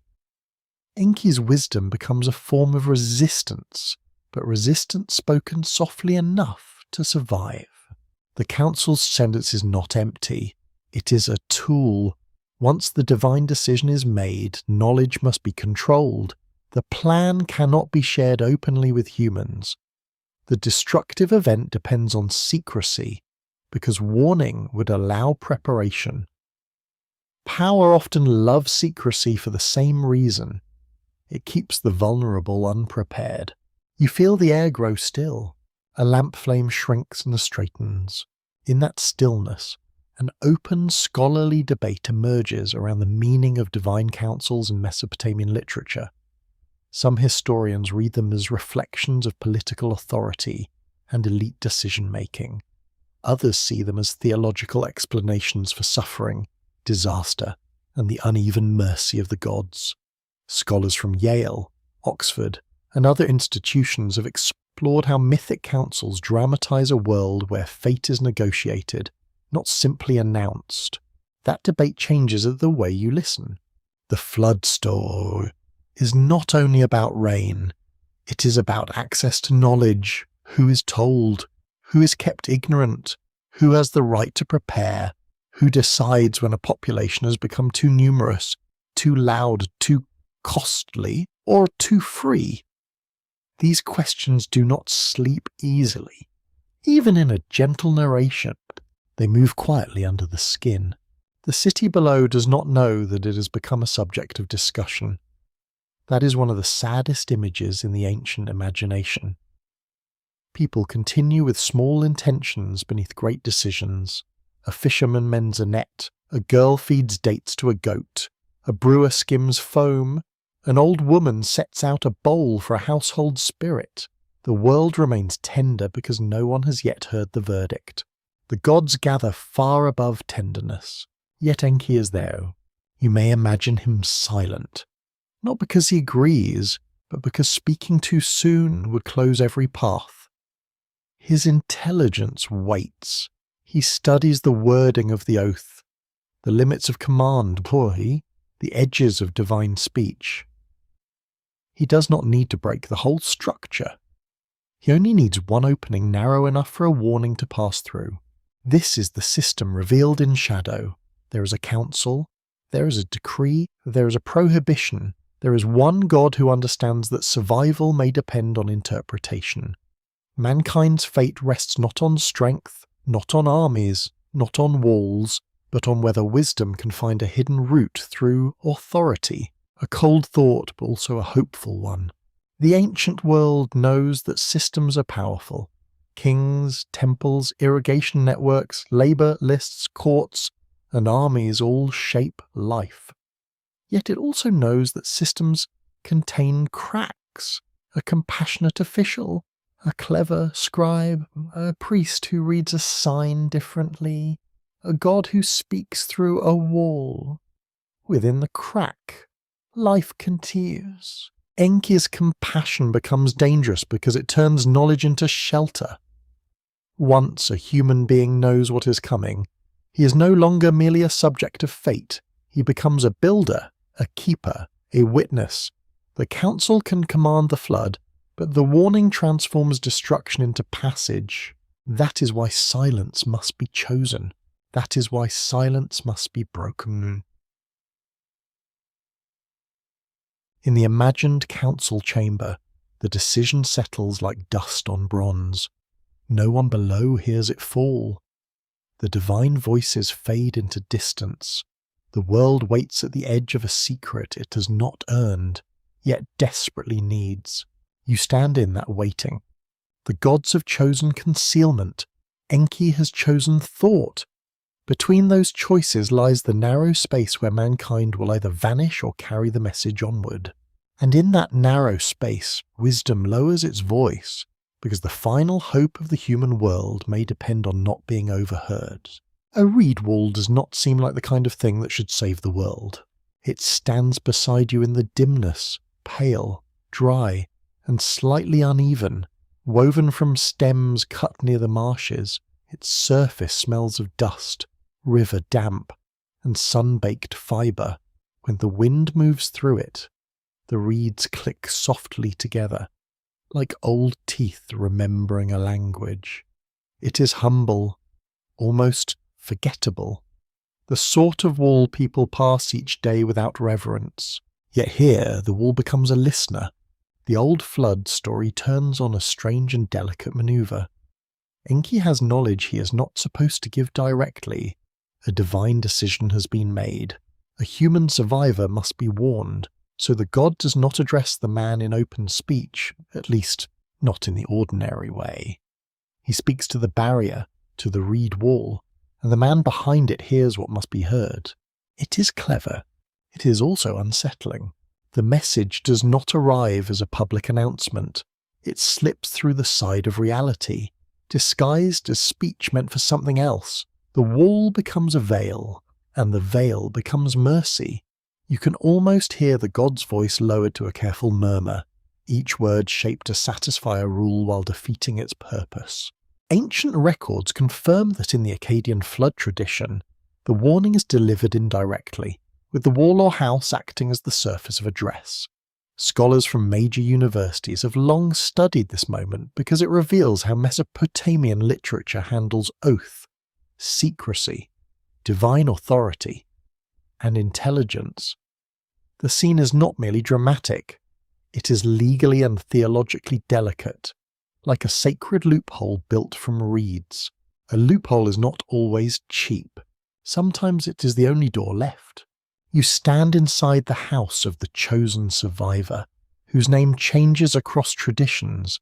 In the Atrahasis account, he is Atrahasis, the exceedingly wise. In the Gilgamesh flood tale, he is Utnapishtim, the faraway survivor granted a kind of strange immortality. In Sumerian tradition, a figure called Ziusudra appears, pious, attentive, and preserved through divine favour. The names vary, but the pattern remains. One man listens, one world does not. The room around him is modest. Reed mats cover part of the floor. A clay lamp burns low. Jars stand near a wall, their sealed mouths reflecting a little orange light. The night air comes through cracks, carrying the scent of water plants and sleeping animals. Outside, the city lies under its usual blanket of sounds. Distant footsteps, a cough, a dog's short bark, the soft creak of wood. Then comes the voice. Wall, listen. Reed wall, pay attention. The wording differs by version and translation, but the intention is clear enough. A command must be heard without being formally given. The survivor is told to dismantle his house, build a boat, abandon possessions, and preserve life. The order is practical, yet impossible. Imagine being told by a wall to destroy your home for the sake of a future nobody else can see. A modern person might check the ventilation. An ancient listener understands more quickly that sacred speech has its own manners. This is where Enki's final message begins to take shape as something more than rescue. It asks the human recipient to reverse all ordinary instincts. A house means stability, a boat means uncertainty, a wall means protection, how the wall becomes instruction, and the house must become material for escape. What once sheltered a family must be sacrificed to save memory itself. That is a harsh mercy. You feel the weight of that command. Leave the fixed place. Leave the hearth. Leave the doorpost touched by familiar hands. Leave the little marks of daily living that make a dwelling more than mud and reed. Carry what can be carried. Let the rest become part of the vessel, or part of the drowned world. Enki's wisdom is not gentle in the way one might prefer. It does not say everything will remain as you love it. It says, change shape or vanish. A quirky tidbit lives in the detail that the wall is made of reed, because reeds were everywhere in southern Mesopotamian life. People used them for mats, boats, baskets, roofs, fences, pens, writings, tools, and even structural support. The plant that grows in marsh water becomes the medium of warning. Very economical, really. Mesopotamia wastes nothing, not even its metaphors. A reed can become a stylus. A reed can become a wall. A reed can carry the sound that preserves mankind. In the quiet house, the survivor must listen without panic. This is important. Panic is noisy, and noise has already helped doom humanity in the mythic imagination. The warning requires disciplined attention. He must receive the secret, interpret it, and act quickly enough to matter. Not everyone who hears a warning can become a survivor. Hearing is only the first labour. The scholarly debate around this scene often concerns how to understand Enki's ethics. Some researchers see him as a protector of humanity who resists excessive divine punishment. Others note that he remains part of the divine order and does not prevent disaster itself. He saves a remnant, not the whole population. This ambiguity matters, because mercy in the story arrives with limits that no gentle listener can ignore. Why warn only one? Why not shout to all? The old text does not soothe you with a full answer. Perhaps the terms of divine secrecy allow only indirect rescue. Perhaps the flood belongs to a cosmic order beyond even Enki's total control. Perhaps myth is telling the bitter truth that history often preserves fragments. Not everyone. One family, one boat, one archive, one cracked tablet, while multitudes vanish unnamed. That thought is quiet but heavy. The survivor behind the wall becomes an ancestor of listening. He is not chosen because he is strongest in battle. He is not saved by a city wall, a king's army, or a treasury. He is saved by attention. The final protection of mankind begins as the ability to notice a message hidden in what others would dismiss. A wall speaks. A wise man does not laugh. Your ears adjust to the softness of the room. The flame leans. A jar settles with a faint clay tap, as the reeds whisper as night air moves through them. You imagine the survivor's hand resting against the wall, feeling its dry ribs, its woven surface, its impossible importance. He may tremble, he may doubt, he may already understand that obedience will make him seem foolish. To build against an unseen flood is to look mad in fair weather. That is another part of the warning. Wisdom often begins before evidence is comfortable. The sky may still be clear, the river may still be calm, neighbours may still laugh, bargain, and sleep. Yet the instructed heart has changed once the message enters. Ordinary life becomes transparent. Every wall is temporary. Every possession is already half lost. Every sound of water carries a second meaning. Enki speaks through concealment because concealed speech can survive control. A command hidden in metaphor can pass where direct rebellion cannot. A warning delivered to a wall can reach a human ear without breaking the visible law. The story seems ancient, but its insight is painfully durable. Power controls announcements. Wisdom learns whispers. The room grows darker. Somewhere outside, a night bird calls over the marsh. The chosen man remains still, but inwardly the world has already shifted. A house is no longer only a house. A wall is no longer only a wall. A water is no longer only water. The quiet objects around him have become pieces in a design that almost nobody else can see. Perhaps that is Enki's message to the descendants of mankind in its sharpest form. Listen where speech should not be. Prepare where others see no reason. Do not mistake silence for safety. The reed wall stands in the dimness, fragile and dry. Yet for a moment it is stronger than towers. It holds the voice of a god. It holds the fate of memory. It holds the first trembling instruction that will turn a dwelling into an ark, a man into a witness, and a secret into the narrow bridge across the waters. And you, listening into the hush, understand why the wall matters. Not because it speaks loudly, because it teaches you how hidden warnings arrive. The first sound is not rain, but wood being measured. You stand near a half-dismantled house, where beams, reeds, ropes, mats, and bitumen are gathered in uneasy piles. The familiar shape of home has been broken apart, and its pieces wait to become something less comforting. A wall that once divided rooms now becomes material. A roof that once softened heat now belongs to a vessel.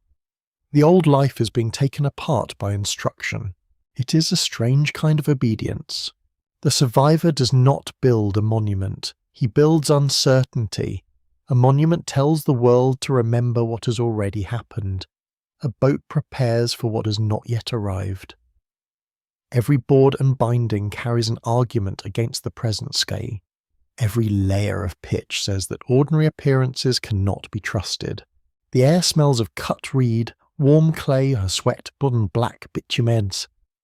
Bitumen was a crucial material in ancient Mesopotamia, used for waterproofing boats, baskets, buildings, and other practical objects. Archaeological research from major institutions, including the University of Pennsylvania and the British Museum, confirms its widespread use across the region, where natural seepages provided a substance both sticky and invaluable, very glamorous, naturally. Raleigh, nothing says divine salvation like tar on your hands. Yet the smell matters. It is sharp, earthy, oily, and stubborn. It clings to fingers. It stains cloth. It seals gaps where water would otherwise enter. In this moment, the humble material becomes part of the hidden system of survival. Enki's warning must pass into craft, or it is only sound. Wisdom has to become carpentry. You watch workers, kin, and perhaps hired hands move around the growing vessel. Some understand the reason, some may not. The old text suggests the survivor explains his actions in a way that avoids revealing the full divine secret. He speaks carefully to his city, giving an answer that covers the truth without exposing it. This is another burden of the warning. He must act truthfully without speaking plainly. The boat rises in the open air, and its shape is not like a graceful ship of later imagination. In different traditions, the vessel is described with strange proportions, sometimes almost cube-like, sometimes vast beyond ordinary practical sense. Scholars still debate how to interpret these descriptions.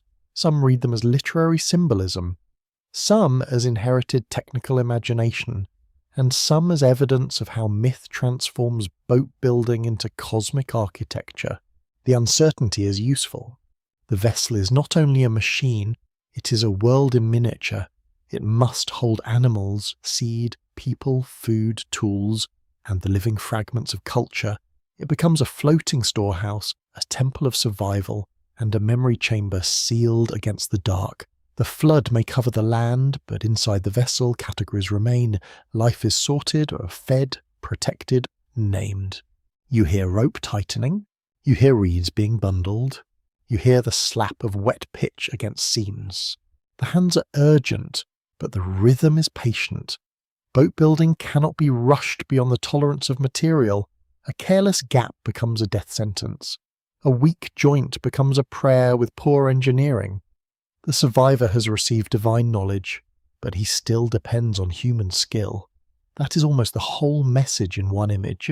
The gods may warn, people must build. A mainstream fact from Mesopotamian social history is that boats were essential to movement, trade, fishing, and marsh life. Texts, seal images, and excavated materials show that reedcraft, wooden boats, and bitumen waterproofing belong to the practical world of river civilization. Universities such as Chicago and Oxford have treated transport and canal networks as central to understanding Mesopotamian economy and settlement. So the Ark is miraculous, but not rootless. It grows from known crafts. It takes familiar technologies and enlarges them until they stand at the edge of myth. The people of the rivers already know that survival can float. Enki's message turns that knowledge into a final defense against divine catastrophe. A quirky fringe idea suggests that the flood vessel encoded sacred measurements, perhaps reflecting hidden mathematical knowledge or celestial design. Serious scholars remain cautious, since ancient numbers often carry literary and symbolic purposes rather than secret engineering manuals. Still, the thought is oddly pleasing. Even if the boat is not a star map, it is certainly a map of fear made useful. Fear has dimensions here. Length, breadth, height, capacity, seal. You step around storage jars filled with grain. The clay is cool under your hand. Seeds rattle faintly inside when moved. These are not dramatic objects, yet they are among the most important passengers. A seed is a future folded into dryness. It looks dead until the right earth receives it. To carry seed through destruction is to tell the drowned world that it does not have the last word. Animals wait nearby, restless in the heat. Goats pull against ropes. Sheep complain in their soft, foolish voices. Birds shift in baskets. Dogs circle nervously, sensing tension without understanding theology, which is probably healthier for them. The vessel becomes loud before the flood even begins. Life does not preserve itself politely. The survivor must carry more than bodies. He must carry out habits of care, so some animals need feeding. Water must be set and stored. Waste must be managed. Children must be calmed. Tools must be kept dry, and fire must be controlled. Hope must be rationed as carefully as grain. The boat is not escape from responsibility. It is responsibility made enclosed and floating. You imagine the chosen household moving possessions toward the vessel. Not everything can come. That choice is a quiet cruelty. A carved stool perhaps stays behind, a loom weight, a favourite cup, a small figurine from a household shrine.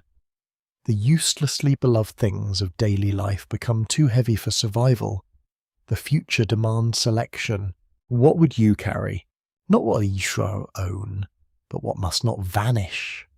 A name, a song, a skill, a measure of barley, a story about fresh water under the earth, a warning about councils that choose silence, a memory of the wall that spoke. The open scholarly debate around flood narratives often asks whether the vessel represents historical disaster or memory, ritual rebirth, royal ideology, or moral instruction. Some researchers link the story to river flooding and regional trauma. Others stress its role as wisdom literature, asking how humans live under powers they cannot control. Both views can sit together, like passengers in the same dark boat. The vessel becomes an answer without closing the question. As dusk approaches, the half-built shape throws a long shadow across the ground. Neighbours may stare, some may mock, some may worry, some may help because payment is payment, and divine mysteries do not cancel practical economics. The survivor keeps working. That is important. The story does not pause to make him comfortable.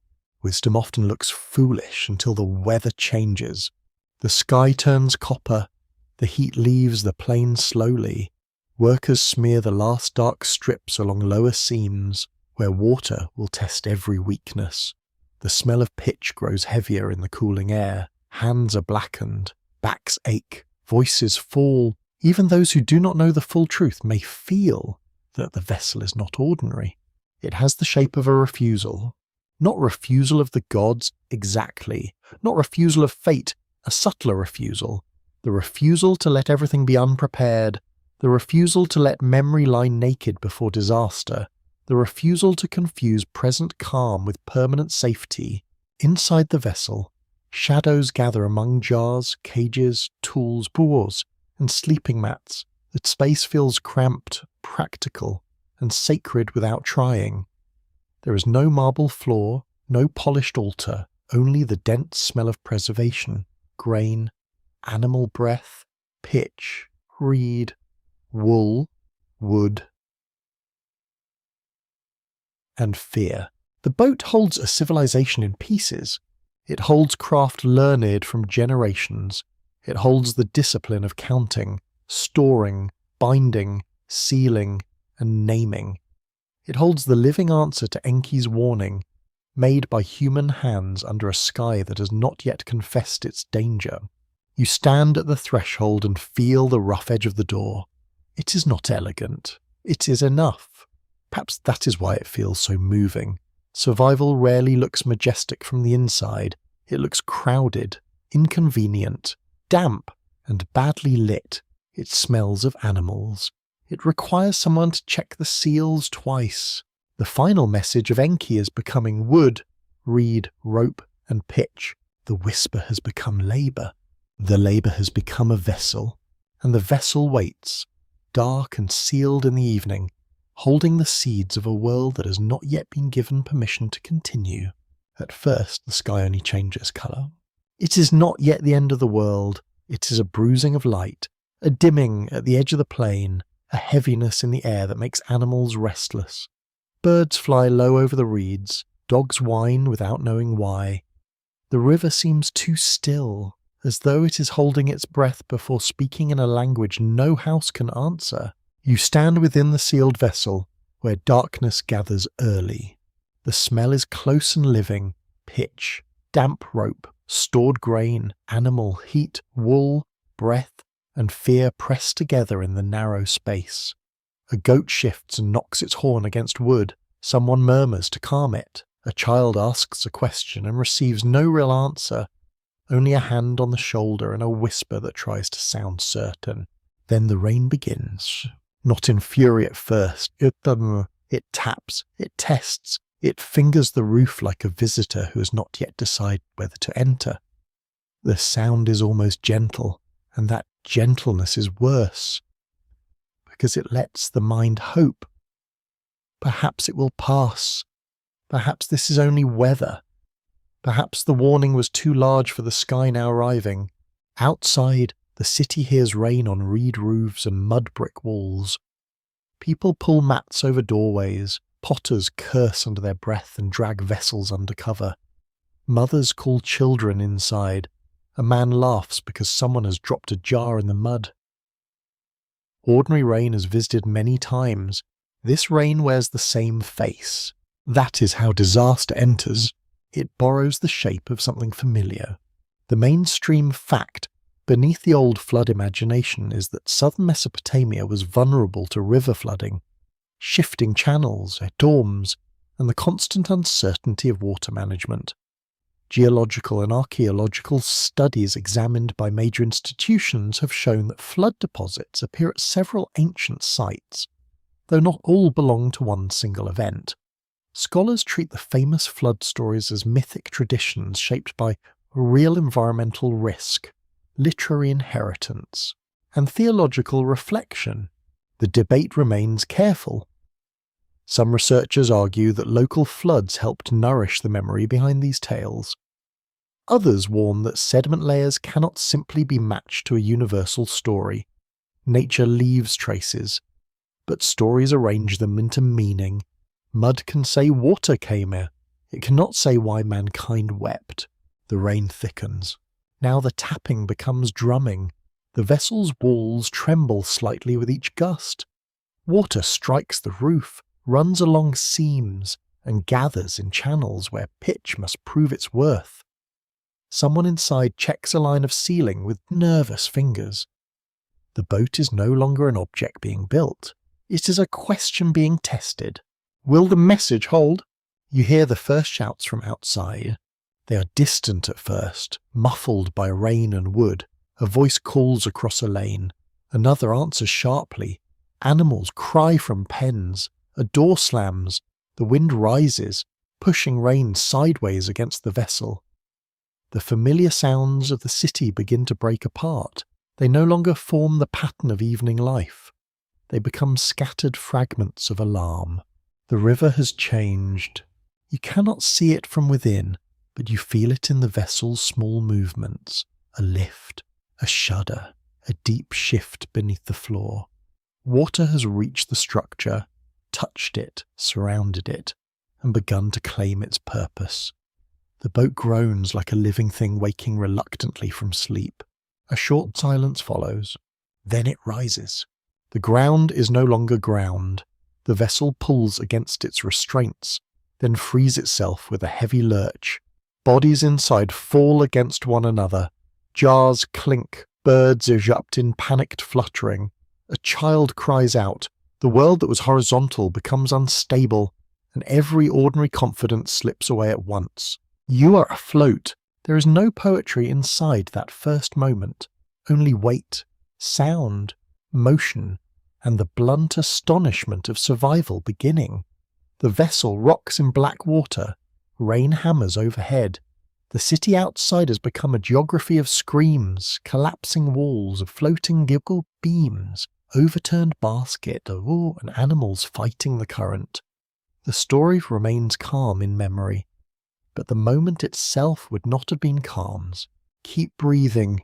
The flood in Mesopotamian literature is not only a natural disaster, it is divine judgment, cosmic reset, and terrifying silence imposed upon human noise. In some versions, even the gods become frightened by the scale of destruction. That detail is extraordinary. The powers who approved catastrophe recoil from what catastrophe becomes when released into the world. A quirky fringe tidbit often appears in modern retellings that compare the Mesopotamian flood with flood traditions from many cultures, suggesting a single lost global memory. Serious scholarship is more cautious, because flood stories can arise independently in riverine and coastal societies. Still, the shared human fear is real. Water does not need one origin story to haunt everyone. Water is old enough. Inside the vessel, time changes. There is no sun to measure the day. There is only noise, rain above, water below, wood straining, animals breathing, people whispering. Someone vomits quietly from motion and terror. Someone prays. Someone counts jars to stay sane. Someone listens for voices outside and hears only storm. The flood closes above the known world not all at once, but in layers of loss. First the streets vanish, then thresholds, then low walls, then the tops of roofs, then the familiar line of the temple platform stands alone for a while in the storm, as if sacred height may bargain with water. It cannot bargain forever. The city becomes shapes beneath a moving surface. Courtyards, ovens, sleeping mats, ledgers, toys, debts, promises, and unfinished arguments disappear together. The flood does not distinguish between important and unimportant things.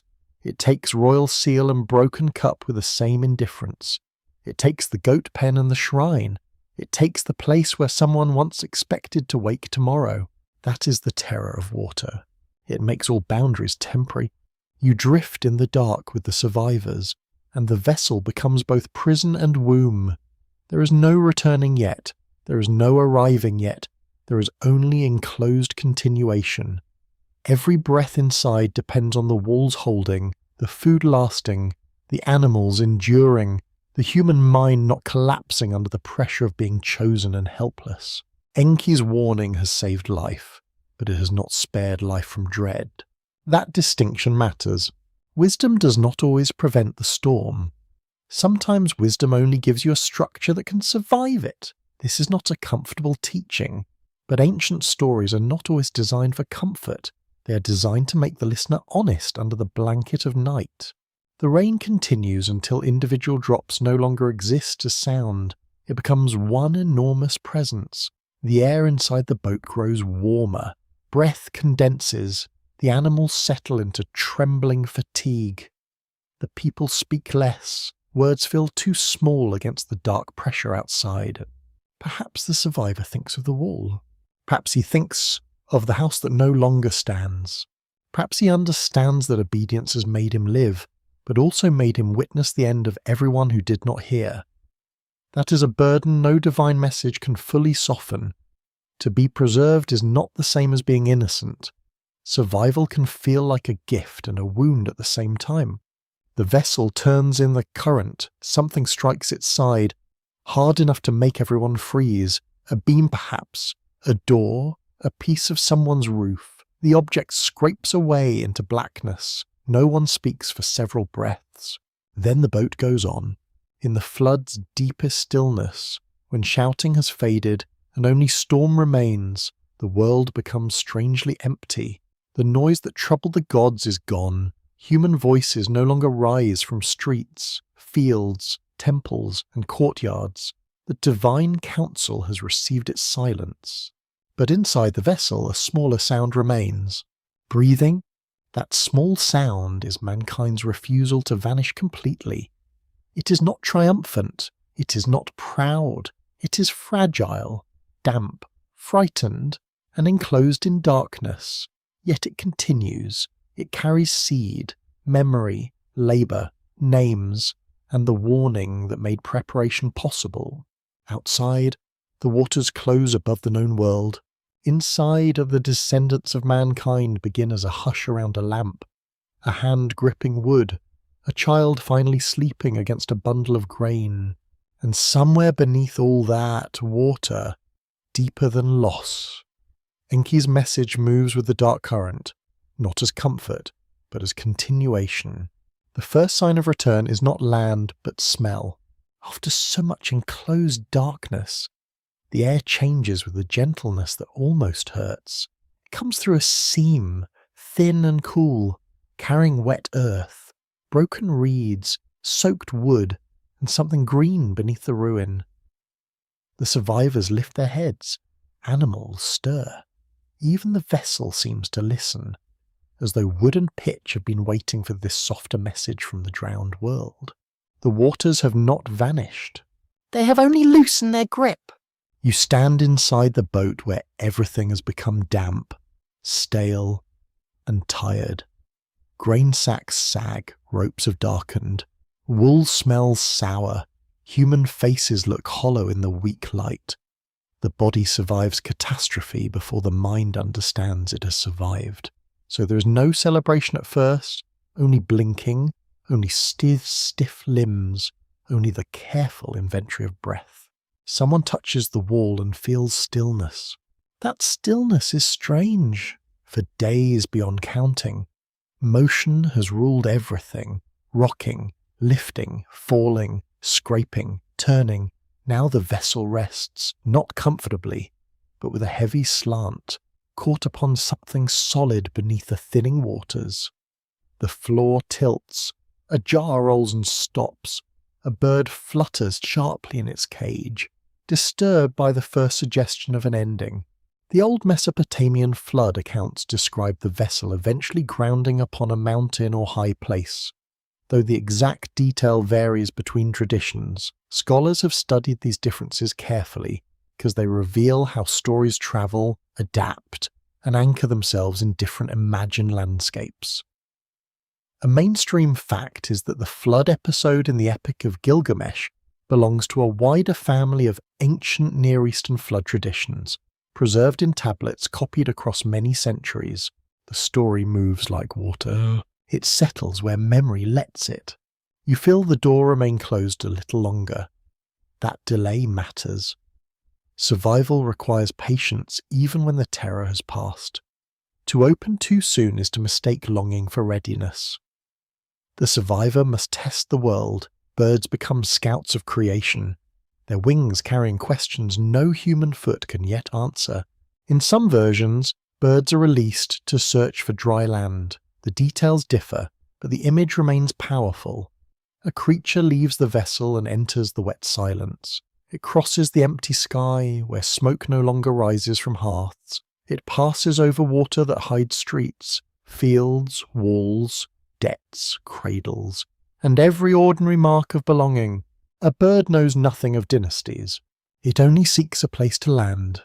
That is why the image works so well. Human meaning has been overwhelmed. So life itself must investigate the future. Feather, hunger, instinct, air. The old world cannot be trusted to speak yet, so a bird reads the silence. You wait with the survivors.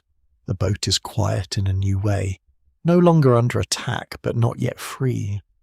The animals smell the change and grow restless. Goats stamp, sheep shift, birds scrape claws against wicker. A dog presses its nose toward a crack and whines softly. Perhaps catching the scent of mud, perhaps catching grief. If dogs can smell such things, it would not be surprising. At last the world opens and the door is moved, and light enters like a visitor from another life. It is not bright at first, it is grey, filtered through mist and suspended moisture. The survivors shield their eyes anyway. After the long dark, even weak daylight feels almost violent.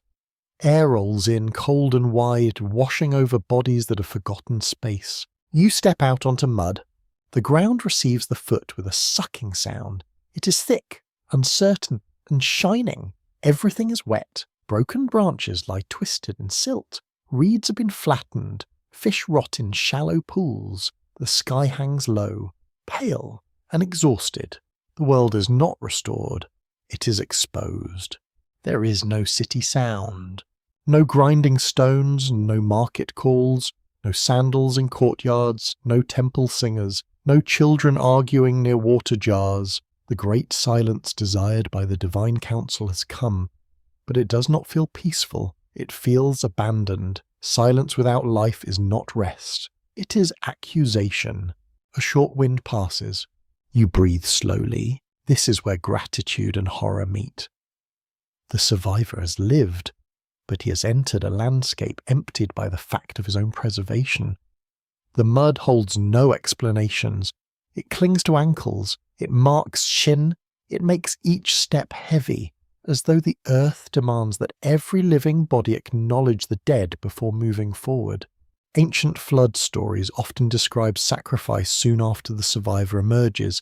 In the Gilgamesh version, the offerings of Wabut descent draws the gods. Scholars from Oxford, Yale, and other research centres have interpreted this scene in several ways, seeing it as a restoration of ritual relationship, a commentary on divine dependence, and a sign that cosmic order resumes through human action. That's a remarkable reversal. The gods destroyed humanity because humanity troubled them. Yet when sacrifice rises from the surviving remnant, divine attention gathers around it.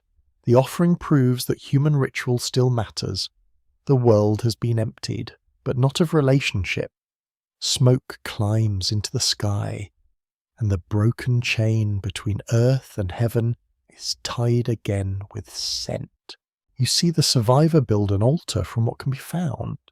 Stone, perhaps, or packed earth, or a cleared patch of muddy ground. His hands are stiff, his clothes cling, his face is drawn. He chooses animals from the preserved life, and the choice must ache. Every living thing now feels rare, almost unbearable in its value. The fire struggles at first. Wet fuel resists flame, smoke crawls low before rising. When it finally climbs, it carries the smell of fat, wood, dampness, and ritual intent. The air receives it. The sky does not answer in words, but the story suggests that the gods are drawn, almost hungrily, to the offering.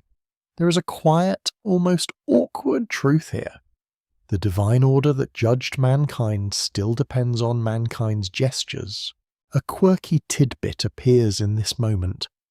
Some ancient descriptions make the gods gather around the sacrifice in a way that sounds surprisingly physical, almost like beings attracted by aroma after deprivation. It is not the distant grandeur one might expect. It feels closer to a dinner bell after cosmic mismanagement. The image is odd, but deeply revealing. Even gods miss the world they sound. You stand near the smoke as it rises. It twists into the grey air. The first vertical sign in a flattened landscape. Beneath it, the survivors are small. Around them, everything familiar has been rearranged or removed. Yet the act of offering says something stubborn. Only, we are here. We remember the names. We know the gestures. We can still address the unseen. The open scholarly debate concerns the meaning of this restoration. Some scholars read it as evidence that myth protects the necessity of ritual service. Others see a meditation on divine regret, human vulnerability, and the fragility of cosmic balance. Still others focus on the flood as a narrative boundary between primordial disorder and renewed social order. The argument continues because the scene holds more than one truth. It is relief. It is dependence. It is grief-wearing ceremony. The survivors begin to unload the vessel. Seeds must be dried. Animals must be released carefully, not all at once into confusion. Tools must be sorted. Food must be rationed. A shelter must be made. Fire must be guarded. The grand myth bends immediately into chores. Naturally, the rebirth of mankind begins with mud, hunger, and logistics. There is comfort in that. A world begins again not through speeches, but through tasks. Someone clears debris, someone checks grain, someone comforts a frightened animal, someone searches for usable wood, someone looks across the silent land and refuses to lie down. The descendants of mankind do not inherit ease. They inherit continuation. Enki's message now changes form. It is no longer a warning before disaster. It becomes instruction after survival. Begin again, carefully. Do not waste what was preserved. Do not confuse being chosen with being complete. Do not let gratitude erase mourning. Do not let mourning prevent the planting of seed. The mud cools under your feet. The smoke rises thinner. A bird lands on a broken branch and shakes water from its wings. That small movement seems impossibly important. Life has found a perch, not a throne, not a temple, not a palace, a branch. It is enough for the moment. The world after the waters is not innocent. It is wounded and waiting. You look across the plain, where pools reflect the pale sky in shattered pieces. The first steps of the renewed human story sink deeply into mud, and every footprint fills slowly with water. Nothing here promises that memory will be easy. Nothing promises that mankind will understand why it was spared. Yet the survivors stand. They smell wet earth. They feel hunger return. They hear animals breathing in the open air. They watch smoke lift from sacrifice into a sky that has become silent for a different reason now, not the silence of destruction, the silence of beginning. And within that silence, the final message of Enki settles into the hands of the living, no longer hidden inside a wall, no longer sealed inside a vessel, but spread across the trembling work of rebuilding the world. The gift of survival does not arrive cleanly. It comes wrapped in damp cloth, hunger, sore hands, and the sour smell of fear lingering in the body. You stand among the living, and the world feels strangely new, yet not young. It is a landscape washed bare, but not purified. Mud covers the ground. The air still tastes of water. Every broken reed and scattered bone of timber seems to ask what survival has cost. Enki's wisdom has preserved mankind, but it has not returned mankind to innocence. That is the harder truth. A simple tale would say that one god saves humanity, the waters recede, and life becomes grateful forever. Ancient stories are rarely that tidy. Enki gives warning, skill, and of the path through destruction, but the gift carries consequence. The survivors must live with memory. They must rebuild under divine eyes. They must pass on a world in which gods can create people, use them, judge them, and spare them only through secrecy. That is not a comforting universe. Here's a watchful one.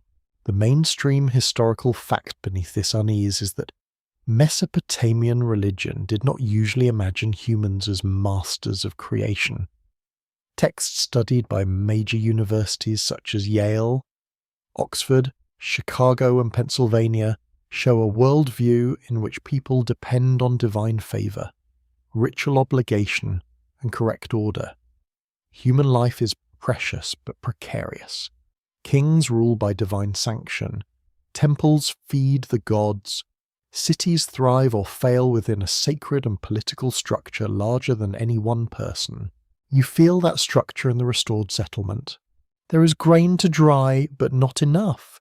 There are animals to tend, but each animal now carries terrible value. There are tools, but some are damaged. There are hands, but not many. Each choice matters. Which field first? Which seed held back? Which animal bred? Which shelter repaired? The descendants of mankind begin again inside a mathematics of scarcity. No one escapes counting. Even mercy has inventory. Enki's gift is not innocent because knowledge never is. Once the survivor hears the warning, he becomes responsible for acting on it. Once he acts, he becomes responsible for what he preserved and what he could not preserve. Once he lives, he becomes responsible for telling the story without letting the horror turn into pride. That burden is subtle. You can imagine a child asking why only some were saved. The question would enter the room like cold air.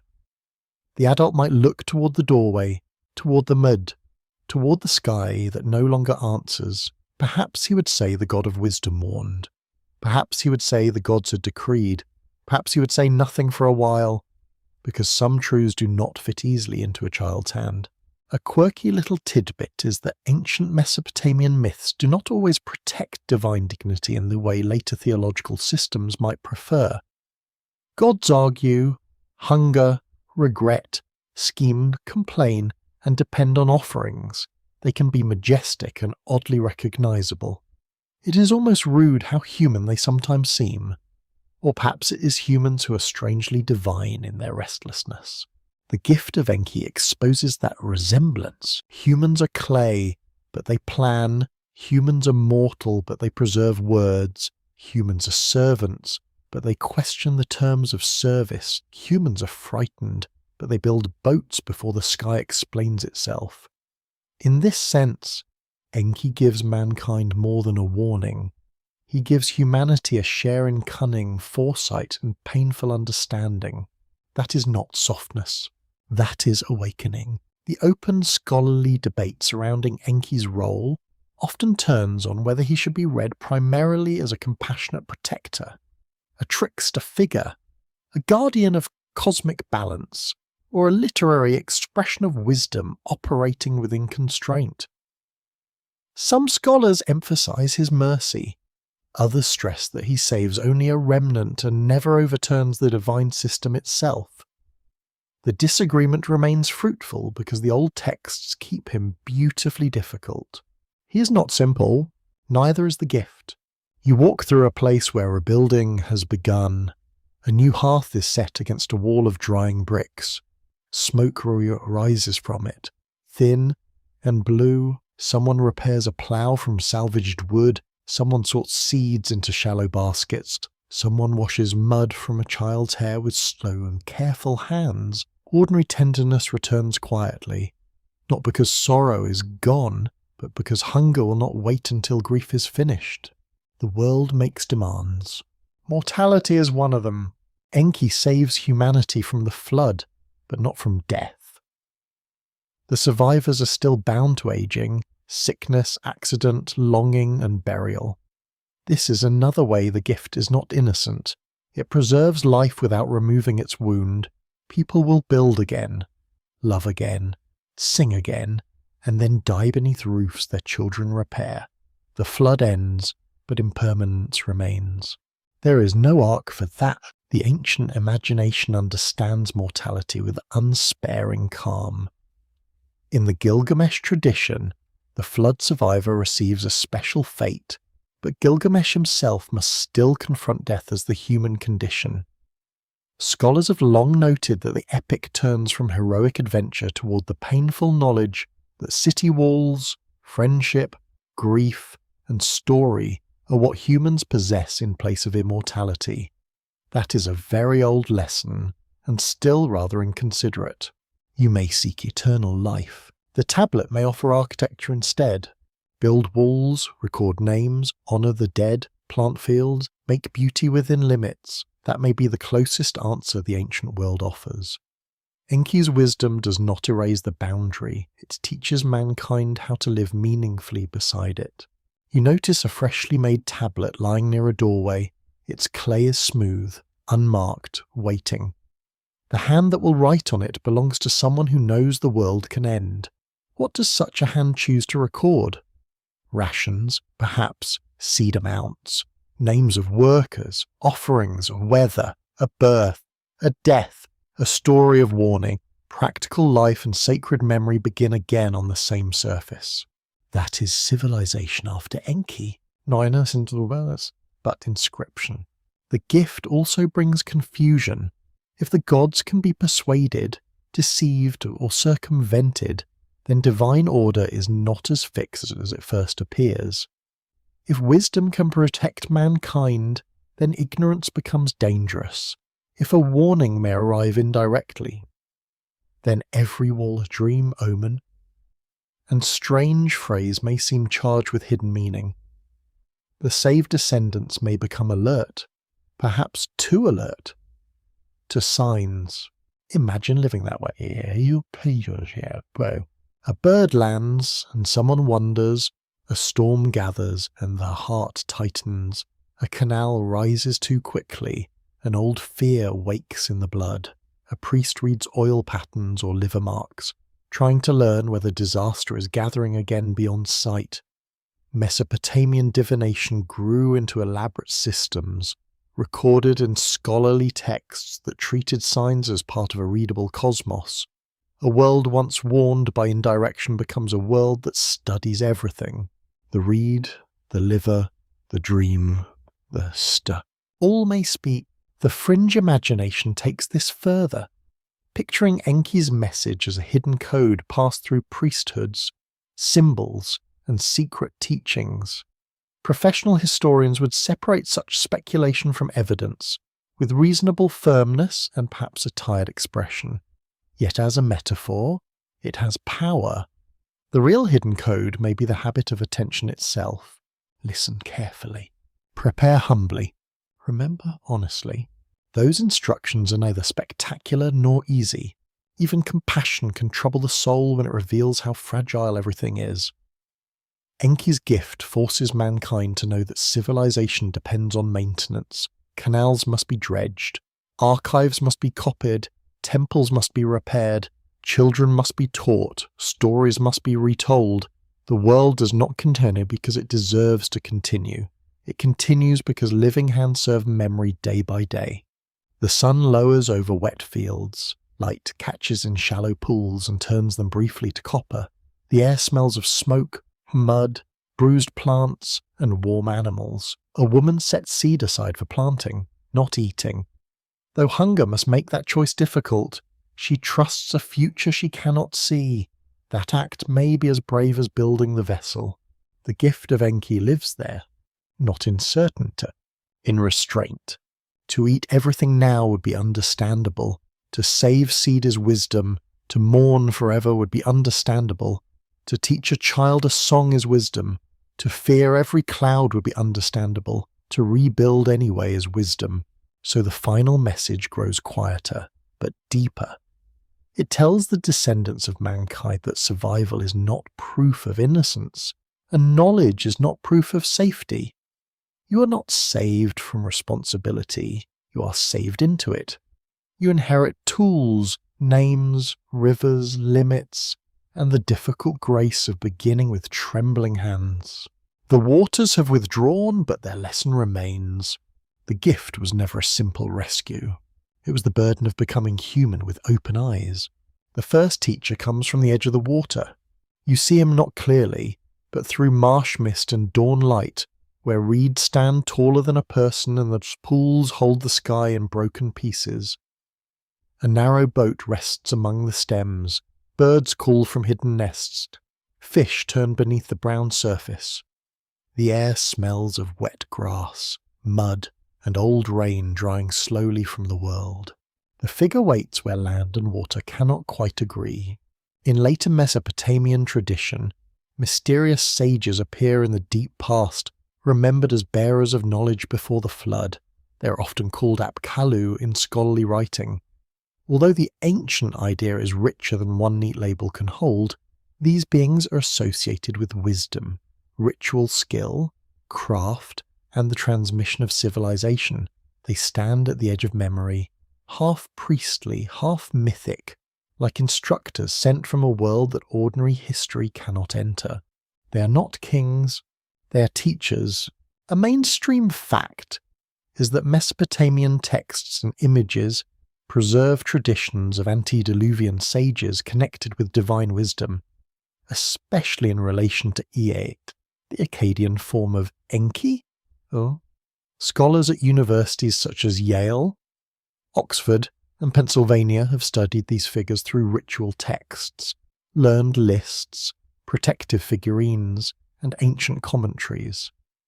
They appear not as simple characters in one story, but as part of a long intellectual tradition about knowledge before the flood, knowledge before destruction, knowledge carried through it, knowledge returning afterward in altered form. Your mind drifts along a canal near the first light of morning. The water is smooth except for insects trembling on its skin.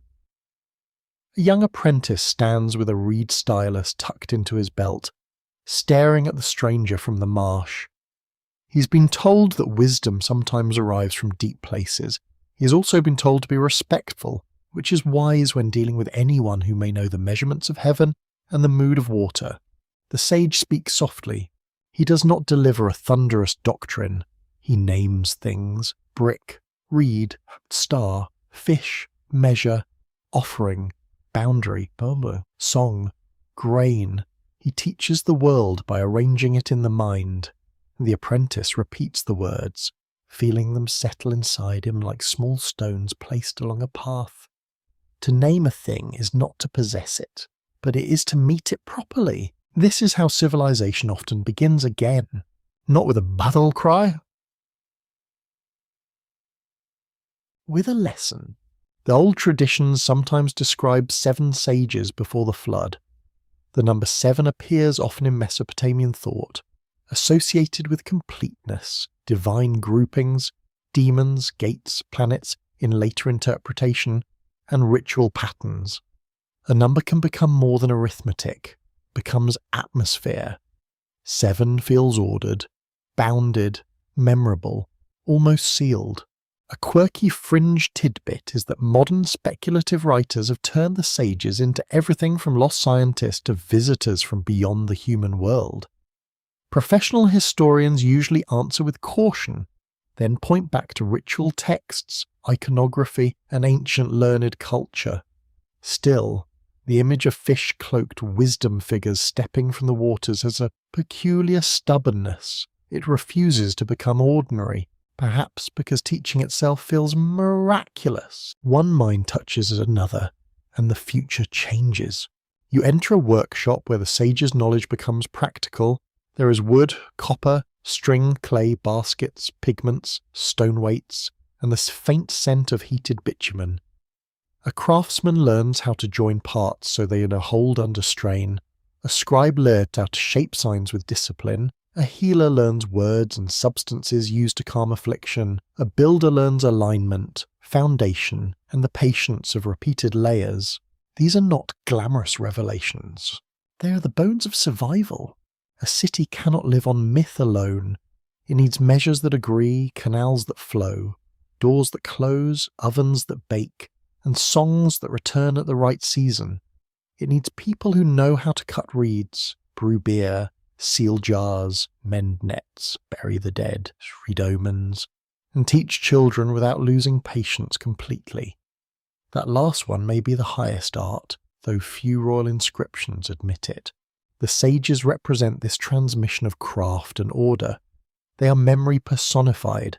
In the ancient imagination, they stand between Enki's deep wisdom and human institutions. They bring what the god knows into what the city does. They turn hidden water into visible practice. That makes them essential to the final message. If Enki warns mankind, but wisdom dies with the survivor, then survival is thin if the boat lands, but no one remembers how to plant, measure, heal, bless, build, and write, then the world merely breathes for a little while before failing. The descendants require teachers, they require systems, they require living vessels of knowledge. The flood may destroy walls, it must not destroy instruction. You hear a distant bell from a temple space, low and faint. The sound crosses the morning air and slips between workshops. People pause, not fully, but enough to acknowledge the hour. Ritual time enters practical time. The apprentice wipes clay from his fingers. The craftsman sets down a tool. The teacher from the water looks toward the sound as if he recognizes a pattern older than the building itself. Modern scholars continue to debate how the sage traditions developed across Mesopotamian history. Some see them as mythic ancestors of learned priesthoods, giving sacred authority to scribes, exorcists, and ritual experts. Others emphasize their role in explaining how divine wisdom entered human culture before catastrophic interruption. The debate remains open because the sages belong to both myth and institution, and neither category contains them completely. They are thresholds. That is why they feel dreamlike. You pass into a small room where tablets lie in careful rows, teacher recites signs, students repeat them with varying levels of devotion. One boy presses too hard and damages line. Another glances toward the door, perhaps wondering whether the Martage ever had homework. The teacher notices everything. Ancient education, apparently, did not require mercy as its central principle. Yet in this discipline, the message survives. Every copied list extends the world.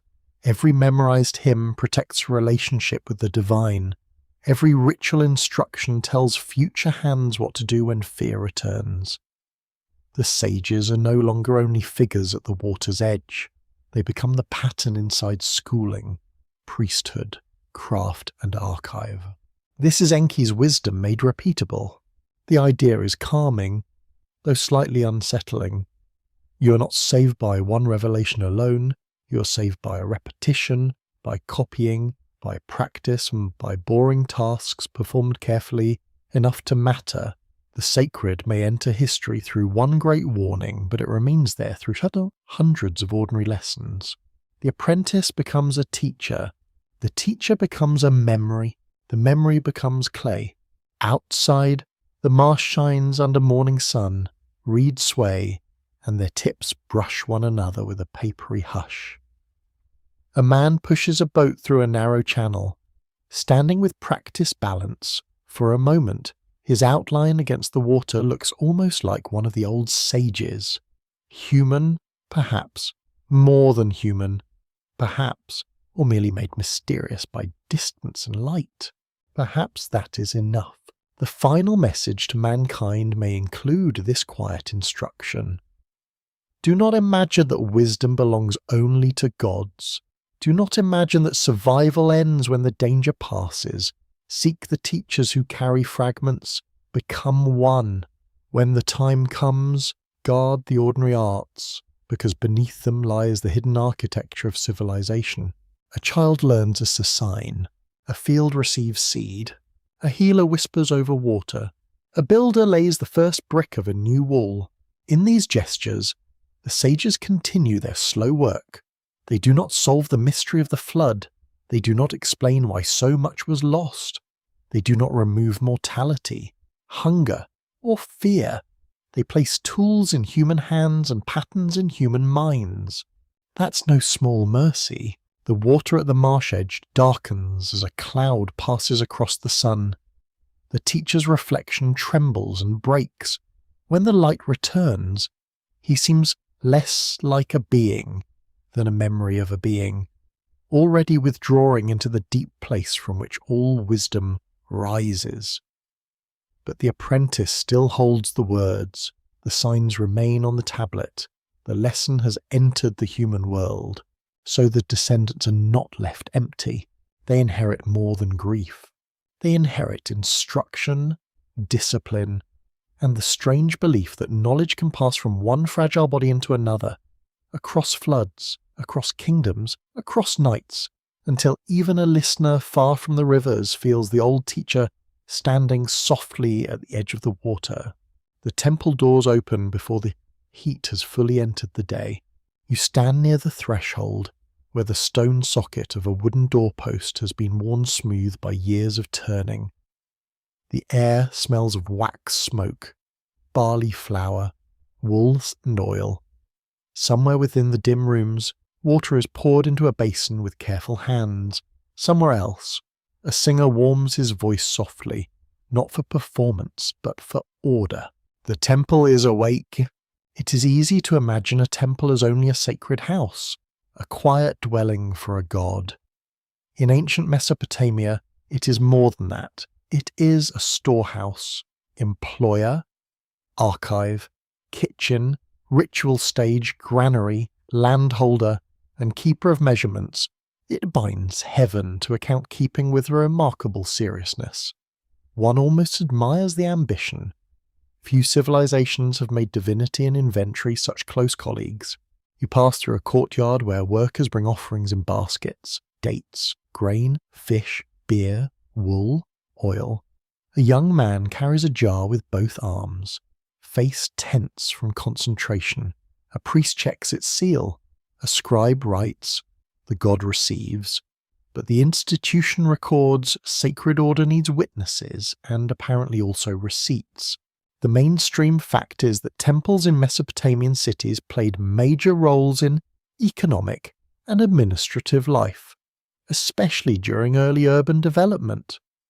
Research by scholars associated with the University of Chicago, Yale, and Oxford has long examined temple households, ration systems, offerings, archives, and priestly knowledge as central elements of Mesopotamian civilization. The temple was not merely a backdrop for myth, it was a working engine of society. This matters because hidden instructions do not survive in empty air. They need rooms, they need hands. They need people trained to repeat them exactly, even when they do not fully understand why. A ritual phrase must be learned, a measure must remain steady, a calendar must be watched, a tablet must be stored where dampness will not steal it too quickly. The final message of wisdom becomes durable only when institutions carry it. You see priests moving in slow rhythm. Their work is not hurried. A hurried ritual is almost comic and probably dangerous. They wash, arrange, recite, present, withdraw. The sequence gives shape to the invisible. Every gesture says that the world can be addressed if one knows the correct order. Inside a small archive room, tablets sit in baskets and on shelves.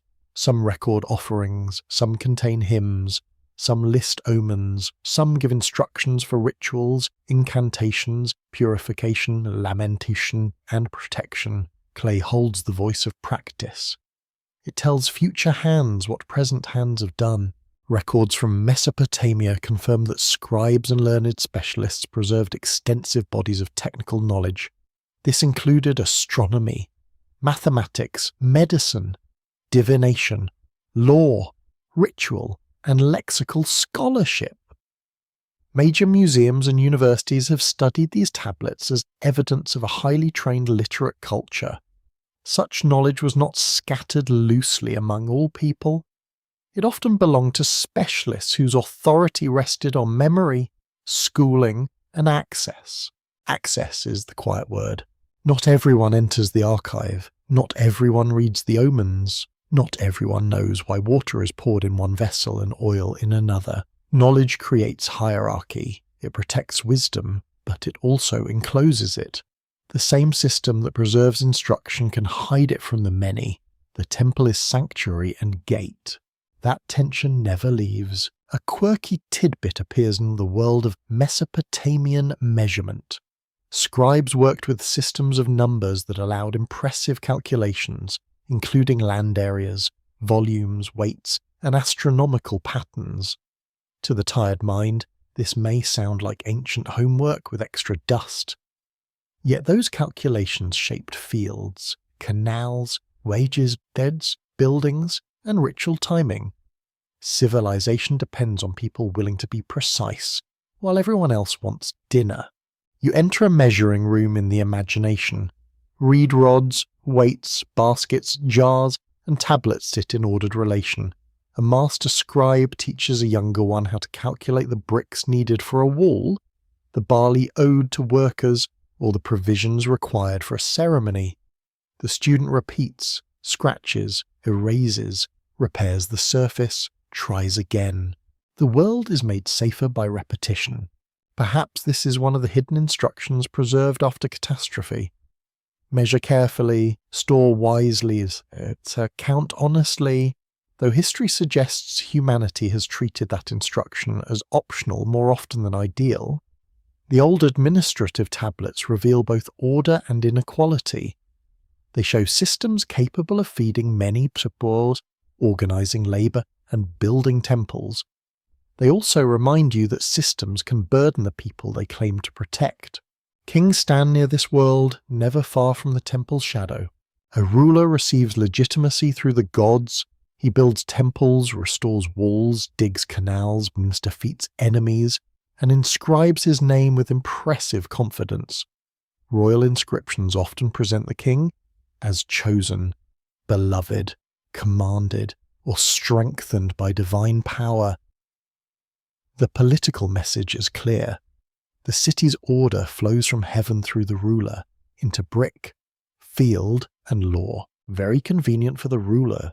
Still, royal building can be real service, canals must be repaired, city walls matter, temples require maintenance. A good king in Mesopotamian imagination is not only a warrior, but a caretaker of divine and civic order. His greatness is measured in bricks as much as battles. There is something grounding about that. Even kings must deal with mud. The open scholarly debate concerns how much temple and palace institutions control daily life across different periods and cities. Some historians emphasize centralized management and redistributive economy. Others highlight private households, merchants, local variation, and negotiation beyond official records. The debate remains important because tablets from institutions can make the world look more controlled than it may have felt to ordinary people. Archives remember what archives care to record. A fisherman's private worry may leave no tablet. A mother's whispered prayer may vanish without sign.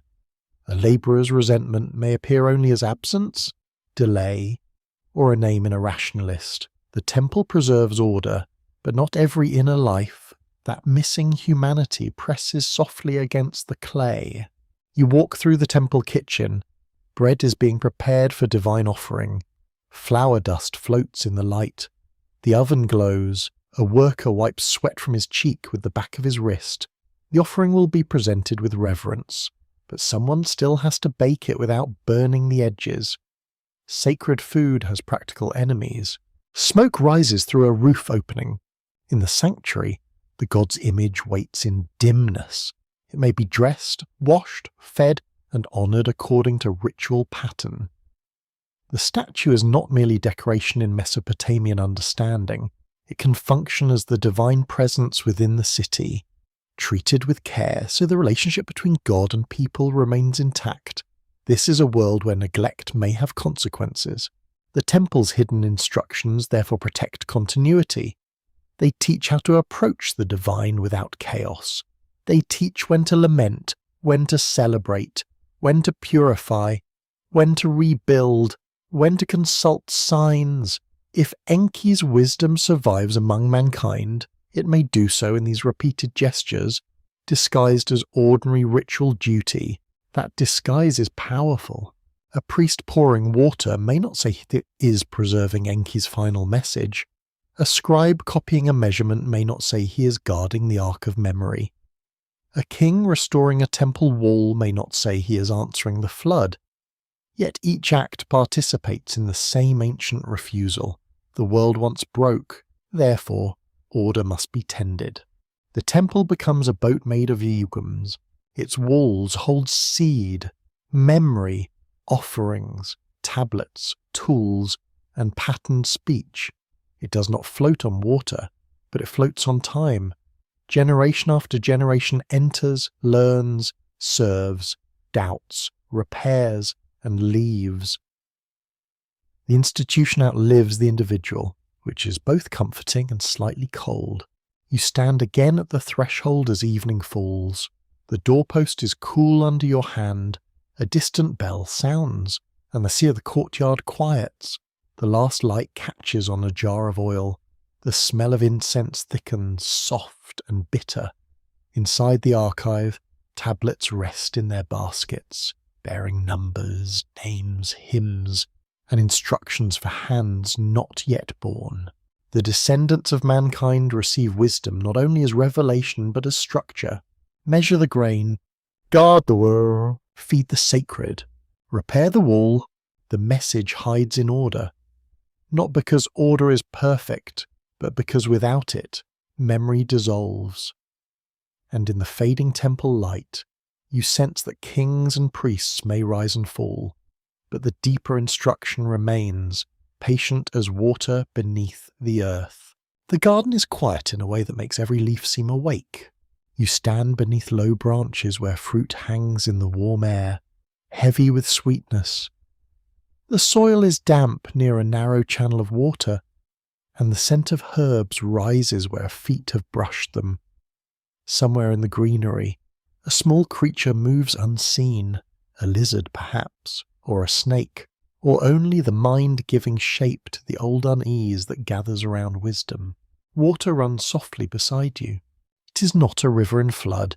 It is controlled, guided, intimate. It curls through the garden like a thought. The sound is gentle enough for sleep. But the symbols here do not sleep. Serpent, plant, garden, hidden knowledge, forbidden boundary, fresh water, and the ache of mortality all gather in one shadowed place here. Enki belongs naturally to such a pattern. Ancient Mesopotamian stories connect him with fresh water, clever speech, creation, and the arts that help life continue. He is not usually presented as the serpent god in any simple sense, but serpent symbolism moves around the wider world of Near Eastern myth with restless energy. Serpents shed skins. They live close to earth. They appear near water, gardens, healing, danger, and renewal. A small body, very old meanings. Quite an efficient army.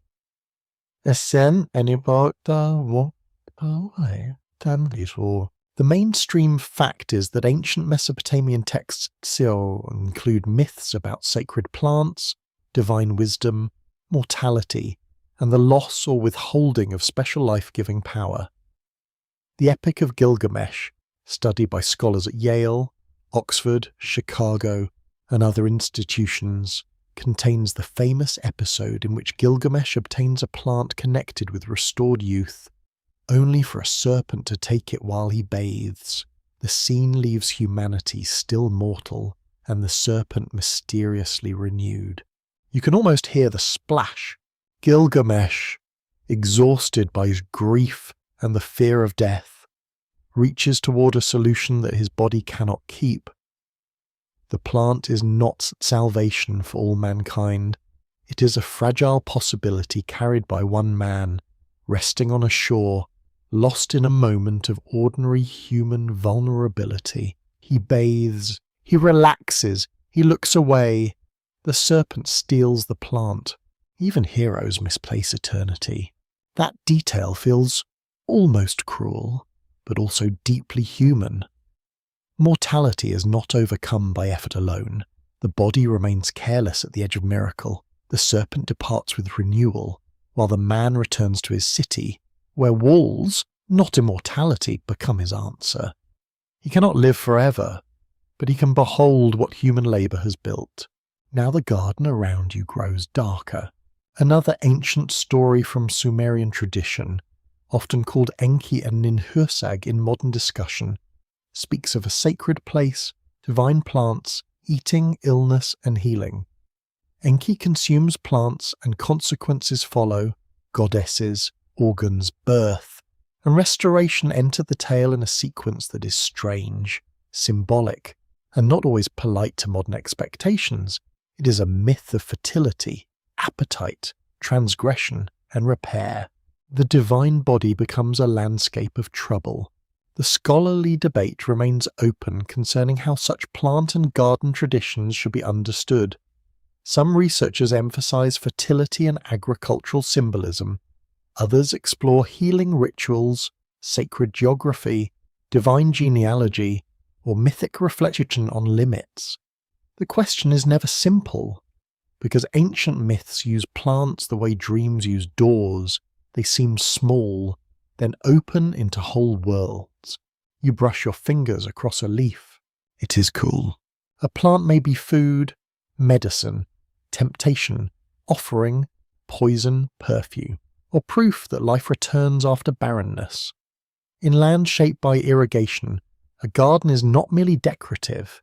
It is controlled abundance. It is human intelligence guiding water through earth, persuading green life to gather where desert would prefer otherwise. A garden is order against thirst. That makes it one of Enki's quiet relatives. Fresh water creates possibility. Wisdom channels it. The garden grows where both meet. Yet every garden also has boundaries. Someone tends it. Someone guards it. Someone decides what may be eaten, touched, harvested, offered, or withheld. Abundance without boundary becomes waste. Boundary without mercy becomes a prison. The ancient imagination understands both dangers. A quirky fringe tidbit appears in modern comparisons between Mesopotamian myths and later garden stories from the wider Near East. Some speculative writers imagine a hidden chain connecting Enki, serpents, forbidden wisdom, and humanity's awakening. Serious scholars are cautious because similarities do not always prove direct borrowing. Still, motifs travel, stories breathe across languages, trade routes, exile, memory, and ritual retelling. A serpent in one garden may cast a shadow into another, but shadows are not mad. You stand near the water channel and listen. The flow is small, but persistent. It carries bits of leaf, silt, and reflected light. In the distance, date palms rise like dark columns. Their fronds stir in a warm breeze. Bees move among blossoms. The garden seems peaceful, but is filled with negotiation, root and water, sun and shade, ripeness and rot, hunger and restraint. Wisdom is never far from danger here. Enki gives knowledge, and knowledge gives power. It teaches canals, boats, writing, healing, brewing, measuring, and ritual speech. Yet knowledge can also make humans aware of limits they cannot overcome. A creature that knows it must die suffers differently from one that simply dies. A creature that names the gods also notices when the gods are silent. Perhaps this is why wisdom often comes with unease. The final message to mankind may not be only preserve life. It may also be understand that life will remain bounded. You may learn the arts of civilization. You may build cities, read signs, heal wounds, and store grain against famine. You may even hear a god through a wall. Still, there will be a plant you cannot keep, a garden you cannot fully own, and a serpent already moving through the grass. Softly the leaves tremble. You're not meant to fear the serpent in a childish way. It is not merely a villain curled beneath a branch. It is older than that. It represents change, renewal, cunning, earthliness, hidden movement, and the unsettling idea that life may possess secrets humanity cannot command. When it takes the plant in the Gilgamesh story, it does not explain itself. It simply acts, and its skin later tells the tale of renewal. Humans get architecture, serpents get shedding. One might file a complaint, though the ancient world offers no office for that. The open debate among historians and literary scholars concerns whether such stories express resignation, warning, ritual meaning, or philosophical reflection. Some see the lost plant as a lesson that immortality belongs outside human reach. Others read the return to Uruk's walls as a turn towards civic achievement and remembered fame. Both readings carry weight, because the epic refuses to hand you a single tidy moral. It lets the loss remain. That is very important for sleep and for truth. Not every ancient story resolves the ache it raises. It may leave you beside the water, listening to leaves and thinking of what mankind almost held. The plant is gone. The hero lives, but not forever. The city stands, but not forever. The tablet survives, but broken. Everything enduring is also temporary from another angle. A garden teaches this each season. It blossoms, fruits, withers, returns. It is not eternal, yet it participates in renewal.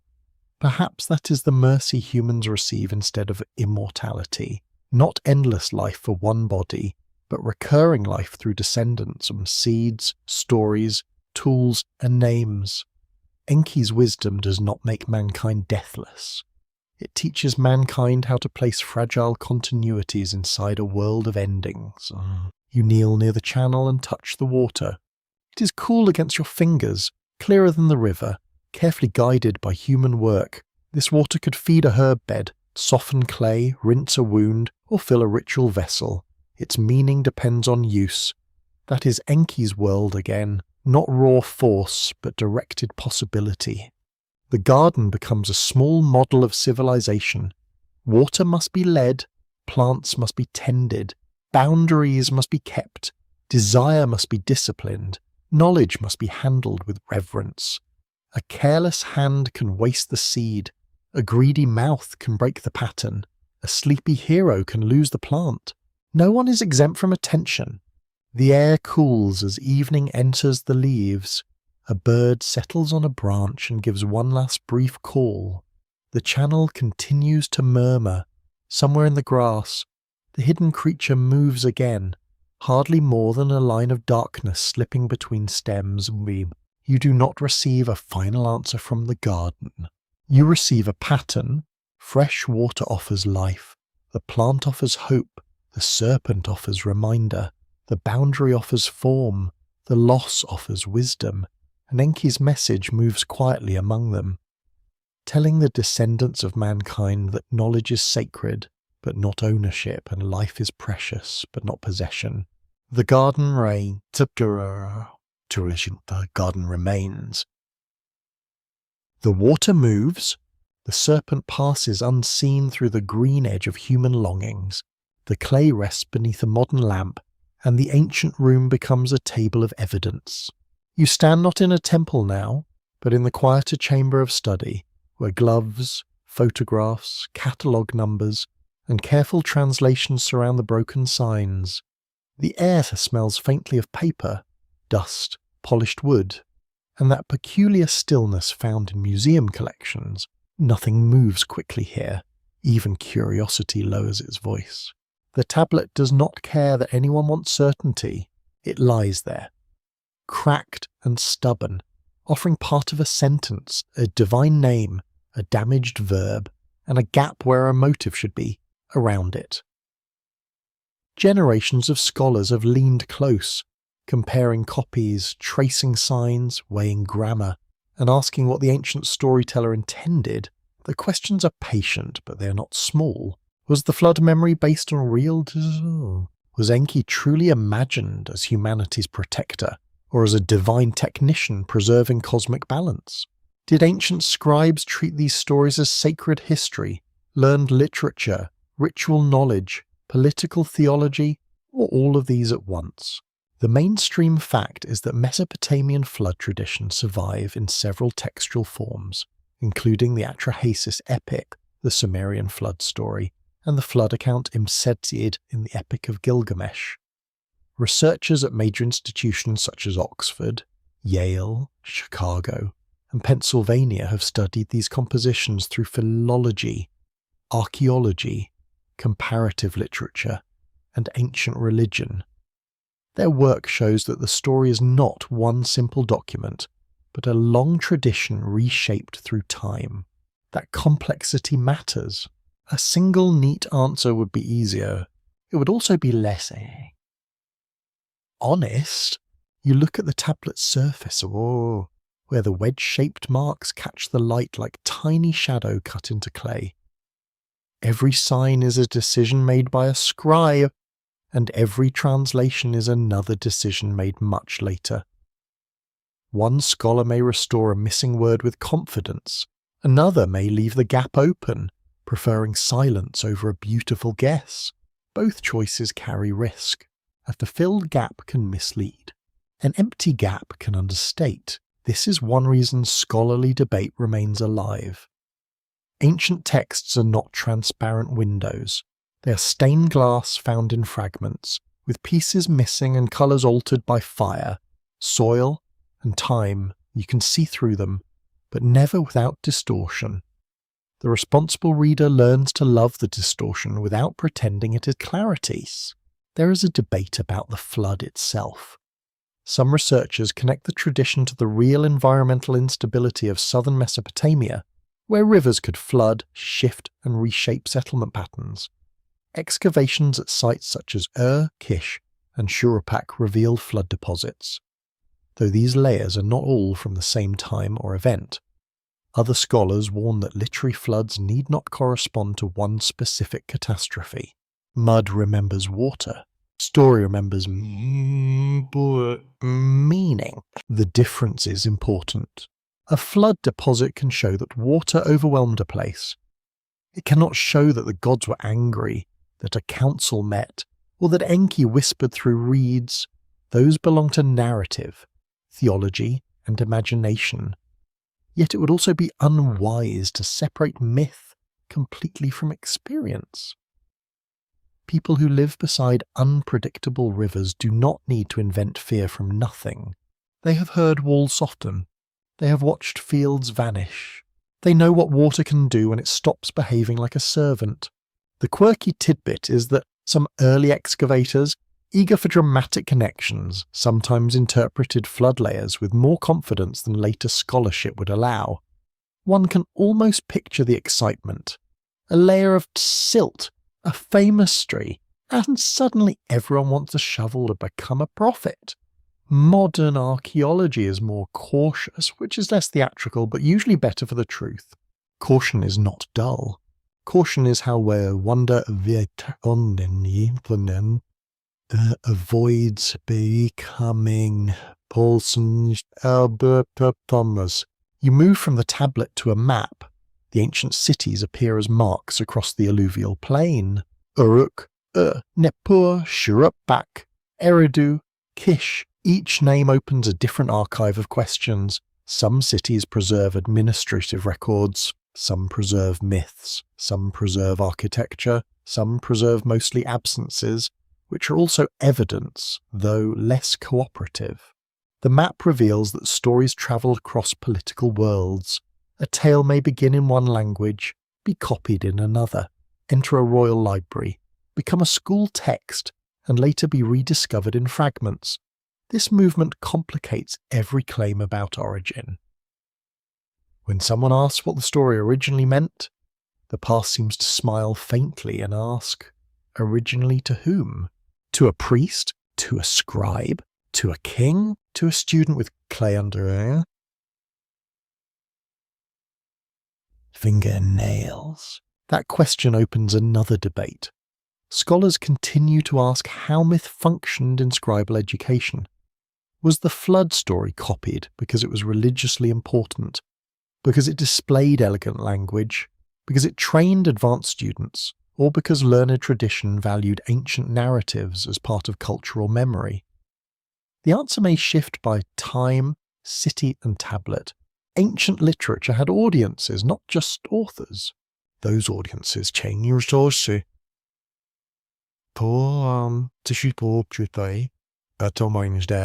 You sense a little frustration in the room, though it is gentle.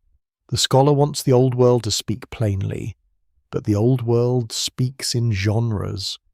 Royal inscription, omen, hymn, lament, epic, ritual, lexical list, account, letter. Each genre has rules, each tells truth in a different posture. A myth is not false because it is mythic. It is truthful in a mode that must be interpreted with care. This is where the final message remains unresolved. If Enki's warning is a mythic signal, what kind of truth does it carry? Perhaps it explains why humanity survived disaster. Perhaps it defends wisdom against raw authority. Perhaps it gives divine legitimacy to learned specialists who claim knowledge from before the flood. Perhaps it consoles communities living under the threat of water, plague, famine, and royal power. Perhaps it does all of this at once. That is inconvenient. It's also beautiful. The museum lamp hums faintly. A researcher turns a page. The tablet sits unchanged. Outside the collection room, the modern city continues with elevators, traffic, electronic messages, and people carrying cups of coffee as if liquid has never threatened civilization. Humanity remains charmingly forgetful. Then rain hits the window, and the ancient story feels less distant. Another debate concerns Enki's character. In some readings, he is the merciful god who saves life. In others, he is a figure of cunning who preserves the necessary human labour force.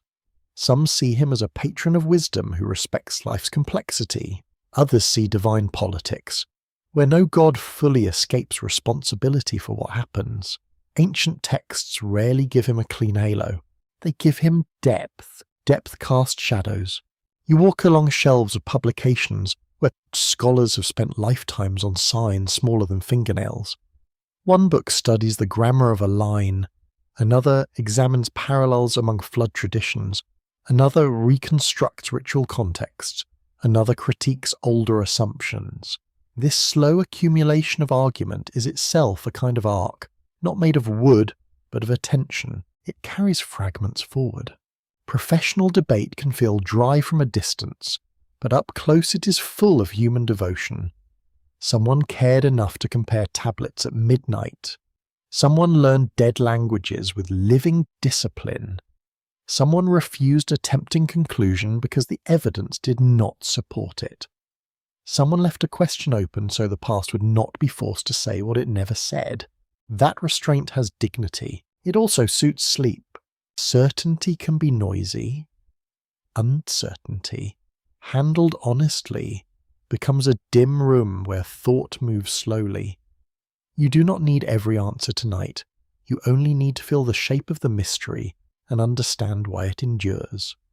The old story survives because it stands at the meeting place of flood and memory, gods and labour, mercy and secrecy, archaeology and imagination. No single discipline owns it. The tablet belongs to clay. The myth belongs to language. The flood belongs to earth. The warning belongs to wisdom. The unanswered question belongs to you, and to every descendant willing to listen without demanding that the ancient world become smaller than it is. The lamplight softens across the broken surface. A missing line remains missing. And there, in that quiet, scholarly gap, Enki's message keeps its power, not because it has been solved, but because it still asks mankind how to live when evidence is partial.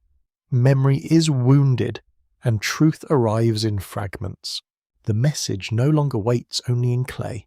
It has entered roads, Canals, walls, laws, songs, kitchens, schools, and are the patient habits by which people keep a world from falling apart. You stand in a city that has learned to continue, and continuation itself feels like a sacred craft.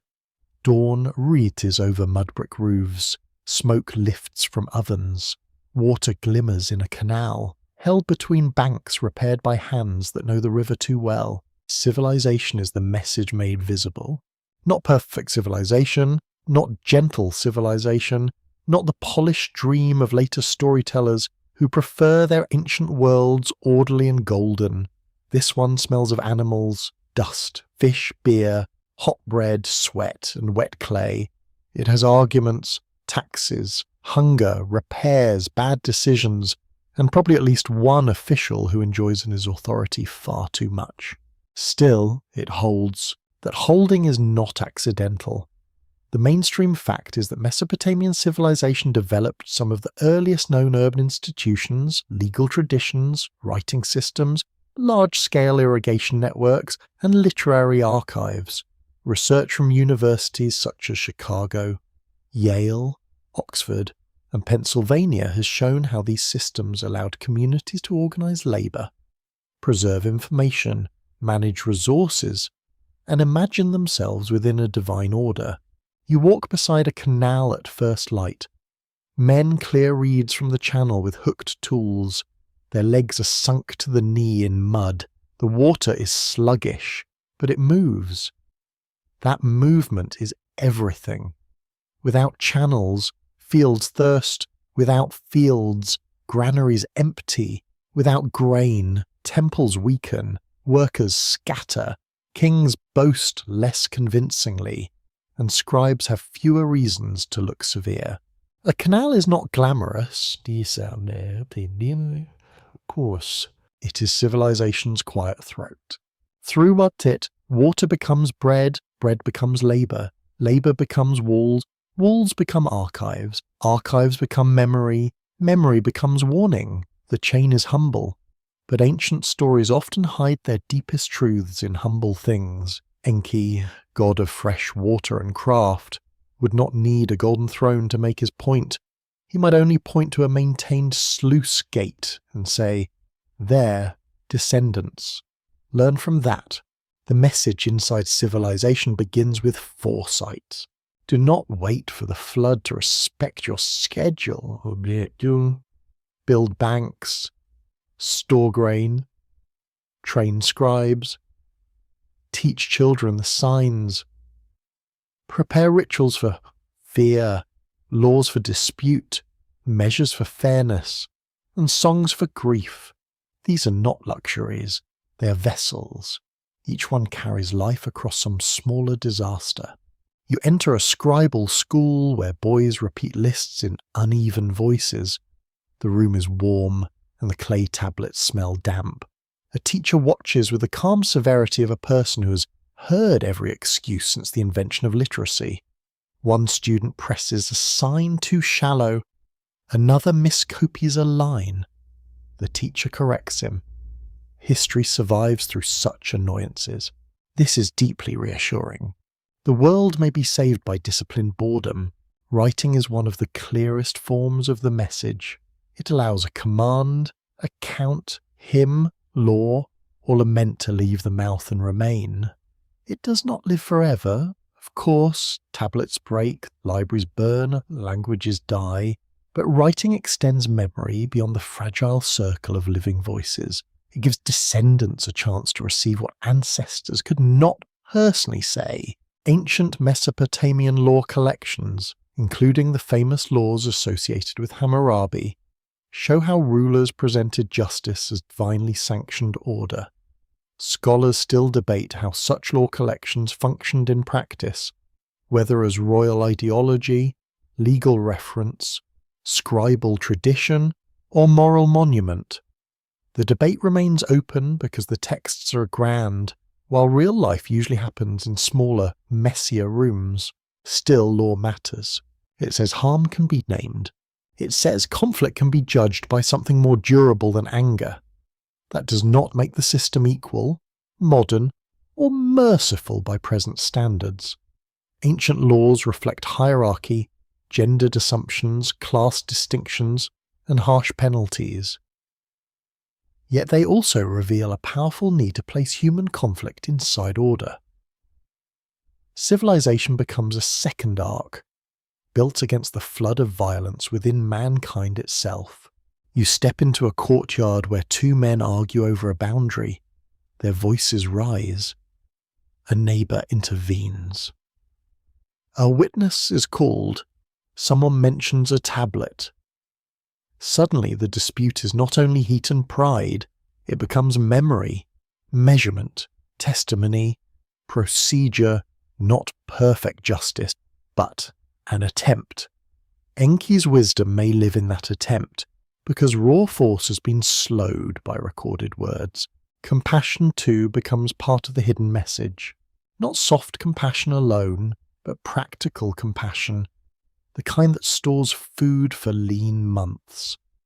The kind that repairs a neighbour's wall because one weak wall can threaten many houses. The kind that teaches a child a trade. The kind that copies an old story so another generation understands that survival once depended on a warning.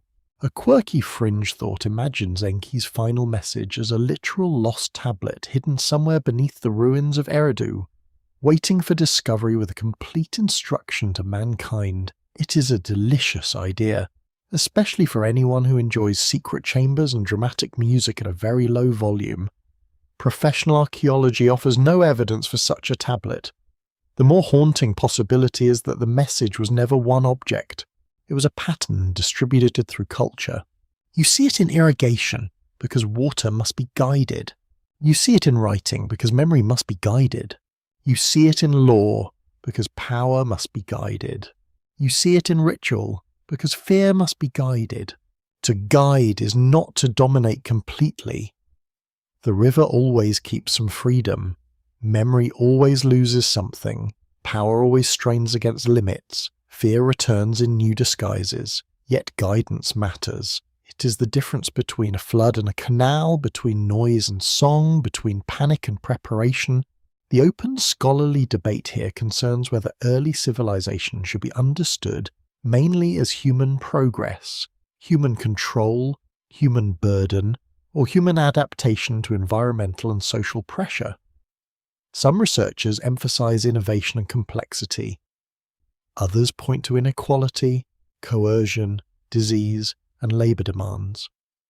Both sides are necessary, because civilization is not a simple gift. It is a tool sharp on more than one edge. Enki's gift was like that. Helpful, dangerous, necessary, and never innocent. You pass through a market near midday. Dates are piled in baskets. Fish lie on mats. Silver fading in the heat. Wool, oil, pottery, onions, and copper tools change hands. A woman haggles with impressive calm. A man tries to exaggerate the quality of his jars. Nobody believes him, which is perhaps the true beginning of economic wisdom. Life fills the street with sound. This noise once troubled the gods in myth. Yet now it feels precious. Human noise is annoying because humans are alive. They grind grain, bargain, sing, complain, scold children, mourn the dead, praise gods, and tell stories. Silence may be orderly, but it cannot plant fields, cannot bake bread, it cannot copy tablets, cannot love. Perhaps Enki understood that noise was not merely disorder, it was the sound of a species becoming memory. In the evening, a scribe reads aloud to a small group. His voice is steady. The listeners lean in, not all educated, but all attentive. The story he tells concerns ancient waters, divine decisions, and a warning that saved life. The listeners do not receive it as entertainment only. They receive it as a shape for their own fears. Every generation has its flood, whether of water, war, hunger, plague, or forgetting. The message inside civilization says, build what can carry meaning. Build houses, yes, but know they may fall. Build boats, because houses sometimes fail. Build archives, because voices fade. Build laws, because anger rises. Build gardens because hunger returns. Build rituals because grief needs a path. You stand at the city wall as stars appear above the plain. The wall is made of brick, sun-dried and mortal. It will not last forever. Yet for tonight, it marks a boundary between shelter and exposure. Oil lamps burn in houses behind it. Children sleep. Dogs curl near thresholds. Somewhere, a woman hums while grinding grain for morning. The world is not so. It is held. That may be the secret Enki leaves to the descendants of mankind, not an escape from collapse, but the knowledge that collapse can be answered by structure, memory, compassion, and craft. The divine whisper becomes human practice. The wall speaks through every wall built with care. The boat continues in every system that preserves life when danger rises. You listen to the canal in darkness. Water moves softly through its guided course. Neither conquered nor wild, it reflects a few trembling stars. It carries silt, moonlight, and the old lesson hidden inside every living city. Wisdom is not only what you know, it is what you maintain. You stand beneath later stars, far from the first mud brick walls. The night above you is waiter, quiet, and familiar enough to feel ordinary. Yet the light crossing it has travelled through distances no ancient scribe could measure in his reed-marked columns, and the air around you may carry the scent of rain on pavement, cut grass, warm dust, sea wind, or the faint electric warmth of a modern room. Still, somewhere beneath that modern surface, the old river world remains. You are not separate from it. You are one of the descendants, not by blood in a simple line that anyone could neatly draw from a tablet, but by inheritance of thought. You live inside a human world shaped by writing, water management, law, accounting, ritual memory, cities, schools, and anxious preparation. You live among systems built to keep ordinary life from being swallowed by disorder. The old Mesopotamian question has not vanished. It has changed clothing. What must be preserved? That question follows mankind across centuries. The people of later empires inherit fragments from Sumer, Akkad, Babylon, and Assyria. Their stories travel into libraries, royal courts, priestly schools of foreign lands, and new languages. Tablets are copied, names are altered, old gods are translated, compared, reduced, magnified or misunderstood. Memory becomes a caravan crossing borders without asking permission. A mainstream historical fact is that Mesopotamian literary and scholarly traditions influenced later cultures across the ancient Near East, especially through scribal transmission, empire, trade, diplomacy, and conquest. Researchers at Yale, Oxford, Chicago, and other institutions have traced how cuneiform learning endured for millennia. Even as political powers changed, the clay archive outlived kings who thought themselves permanent, which is a pleasant little correction from history. Kings fall. School exercises remain. You move through an imagined royal library at Nineveh, where thousands of tablets once gathered under Assyrian power. The room is not somber in its own time. Scribes come and go. Officials bring texts. Scholars copy omens, rituals, medical recipes, lexicalists, epics, prayers, and reports to the king. The library is imperial, ambitious, and deeply anxious. It wants knowledge because knowledge helps rule, predict, protect, and impress. The old warning changes there. It becomes part of learned tradition. A flood story copied under royal patronage no longer belongs only to the river settlement or temple school. It becomes literature of empire, a memory curated by power. Yet even in that setting, Enki's whisper retains its discomfort. The story still says that authority may choose destruction, and wisdom may need to move indirectly around authority. That is not a harmless lesson for kings. Perhaps that is why it survives with such power. It speaks to rulers, but not only to them. It speaks to scribes, priests, builders, mourners, farmers, and listeners far away. It says every ordered world contains the possibility of collapse. It says every generation must decide what to carry when the waters rise in their own form. You may not fear a Mesopotamian river tonight. Your floods may be different. They may be war, disease, exile, fire, forgetting, loneliness, failed harvests of the heart, or the slow erosion of the meaning in a noisy age. The ancient story does not need the same water to remain true. It only needs descendants who recognize the feeling of standing under a changing sky and wondering whether their house is enough. A quirky fringe tidbit appears in the long afterlife of these myths. Modern seekers sometimes imagine themselves as receivers of ancient coded messages from Enki, hidden through symbols, dreams, or secret lineages.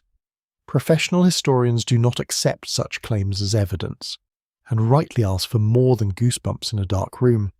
Still, as a poetic instinct, it reveals something real. People still want the ancient voice to be personal. They want the wall to speak to them. Maybe it does, but not by magic. It speaks through the ache of recognition. It speaks when a broken tablet teaches humility. It speaks when a city builds defences against known dangers. It speaks when a parent saves a story for a child. It speaks when someone copies, repairs, stores, teaches, plants, forgives, or prepares without applause. The descendants under later stars are always listening, even when they think they're only living. You enter a modern museum gallery in the hush near closing. Glass cases glow softly. Clay tablets rest under protective light, their wedge-shaped marks small and dark. Visitors pass slowly, sometimes reading the labels, sometimes only glancing. A child presses close to the glass. An older woman leans forward and smiles with an expression close to sadness. The tablet is tiny. Its age is immense. This is one of humanity's strangest powers. You can care about a hand that died 4,000 years ago. No animal in the gallery needs that knowledge to survive the afternoon. No practical hunger is satisfied by looking at a broken tablet, yet the mind reaches toward it. You want to know who wrote it, who held it, who feared beside it, who copied the old flood, and whether he paused at Enki's warning. That longing is not useless. It is the root of historical memory. The open scholarly debate broadens here into a question of inheritance. How should modern people receive ancient myths? Some researchers emphasize their specific historical context and warn against turning them into vague universal messages. Others explore their lasting philosophical and literary power across cultures. Both cautions matter. The past is not a costume, but it is also not a locked room. You must approach gently. Do not flatten Enki into a modern hero. Do not turn Mesopotamia into a simple fantasy landscape of secret masters and lost technology. Do not pretend ancient people were merely primitive versions of you, waiting to become modern. They were fully themselves, with their own fears, jokes, systems, gods, and weather. To honour them is to let them remain strange. And yet the strangeness crosses the dark. You still know what it is to rely on fragile systems. You still know what it is to store food, watch forecasts, insure houses, preserve records, charge devices, and back up memories in invisible machines. A little ridiculous, perhaps, and very human. The Ark has become many things: a hospital, a library, a seed bank, a data archive, a family recipe box, a song remembered when the house is quiet. Each one says the same thing. Let this not vanish. You stand outside again beneath later stars. The ancient constellations are not exactly seen as they were, because cultures draw different pictures in the same lights. Still, the sky offers continuity. A scribe, a shepherd, a queen, a prisoner, a farmer, a scholar, and you may look upward across centuries and feel the mind become small in a useful way. The old message does not make you master of the world. It makes you responsible within it. That responsibility can be soft enough for sleep. You do not need to solve human history tonight. You do not need to rebuild Eridu and translate every tablet or answer every scholar's debate. You only need to feel the long line of listening that leads from reed walls and dark waters into this quiet moment. You're not the first to wonder what survives collapse. You will not be the last. The descendants of mankind are not only those who live later, they are those who receive.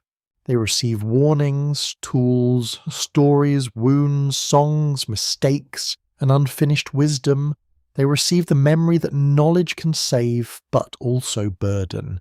They receive the old suspicion that compassion may hide inside indirect speech. They receive the task of keeping life meaningful under skies that do not explain themselves. The stars remain steady above you, or seem to. The room grows calmer. Somewhere in the ancient dark, Enki's voice is no longer trapped in one tablet, one city or one survivor's house.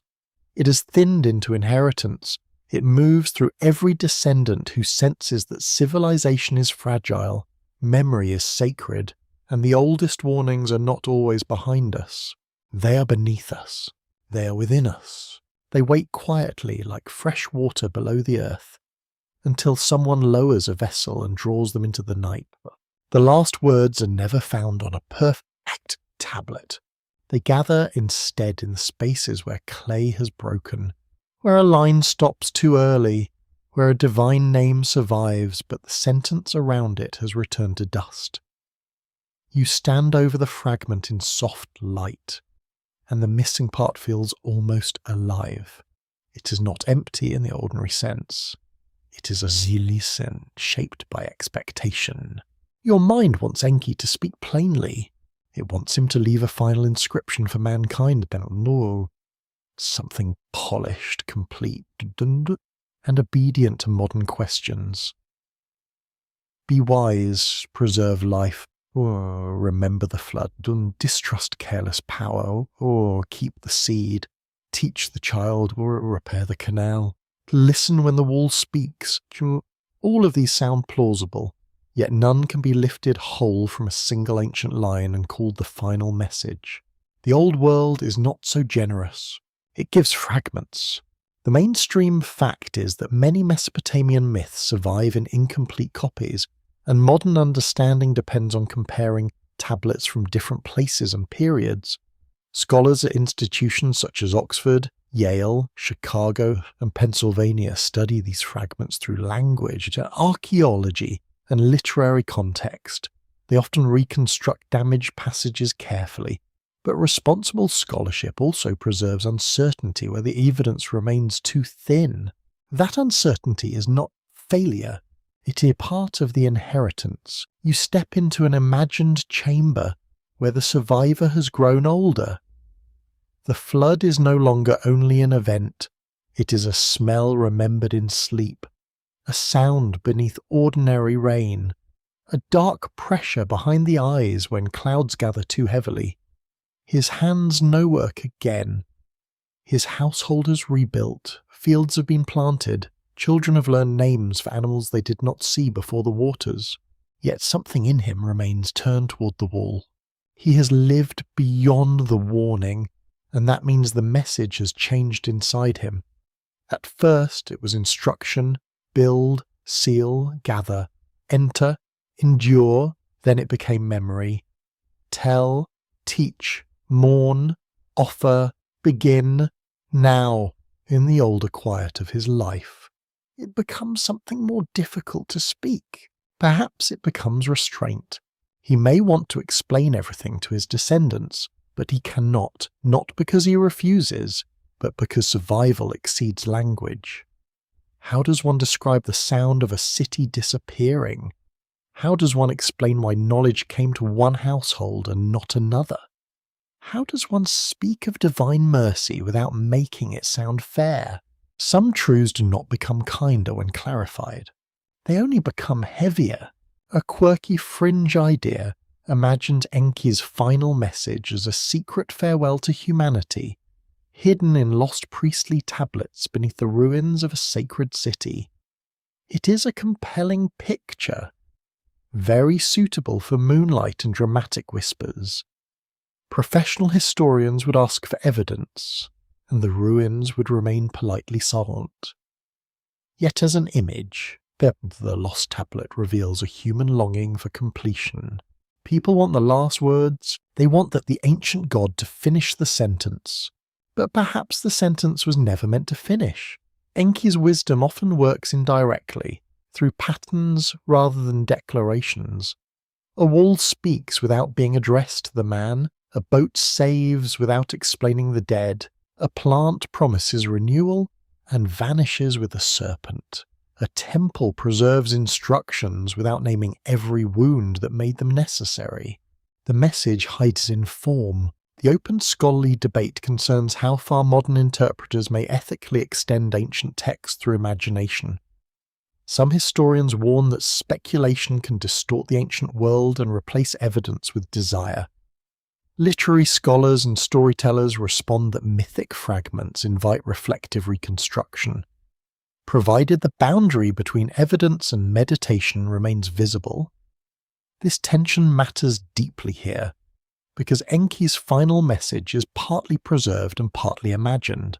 So you listen carefully. You do not pretend. You receive the fragment as fragment.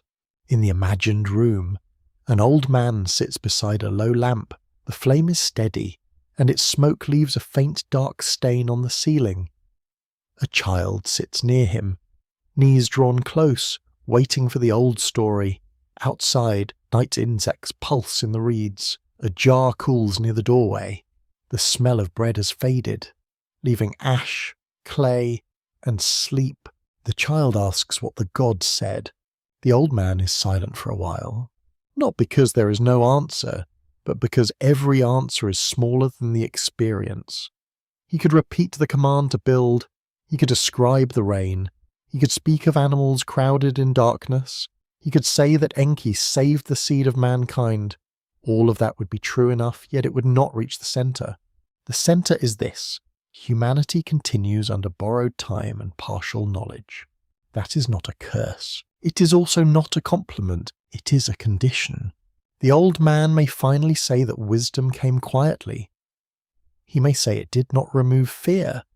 He may say the house had to be broken so the vessel could be made. He may say that life must sometimes abandon the shape it loves to survive the shape that is coming. The child may not understand fully. Children rarely do, though they remember more than adults expect. The words enter, they sleep. Years later, they wake. This is how an unwritten message passes, not as a tablet sealed in a foundation, but as a repeating pattern in the lives of descendants. A parent teaches caution without crushing courage. A teacher preserves difficult knowledge without turning it into vanity. A ruler, if wise, remembers that authority without compassion becomes floodwater. A worker repairs the bank before the river rises. The last words become behavior. You look toward the darker edge of the settlement. The canal reflects a thin line of stars. Frogs call from the marsh. The water is calm, but not innocent. It has carried fish, boats, silt, offerings, bodies and stories. It has served fields and destroyed homes. It is never only one thing. Enki's domain is like that too. Helpful and hidden, gentle and dangerous.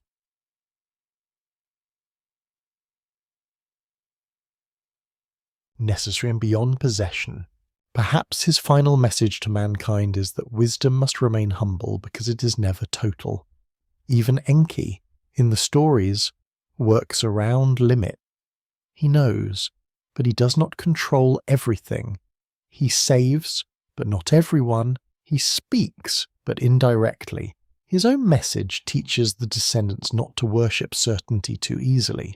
That lesson feels strangely modern. Human beings still crave final formulas.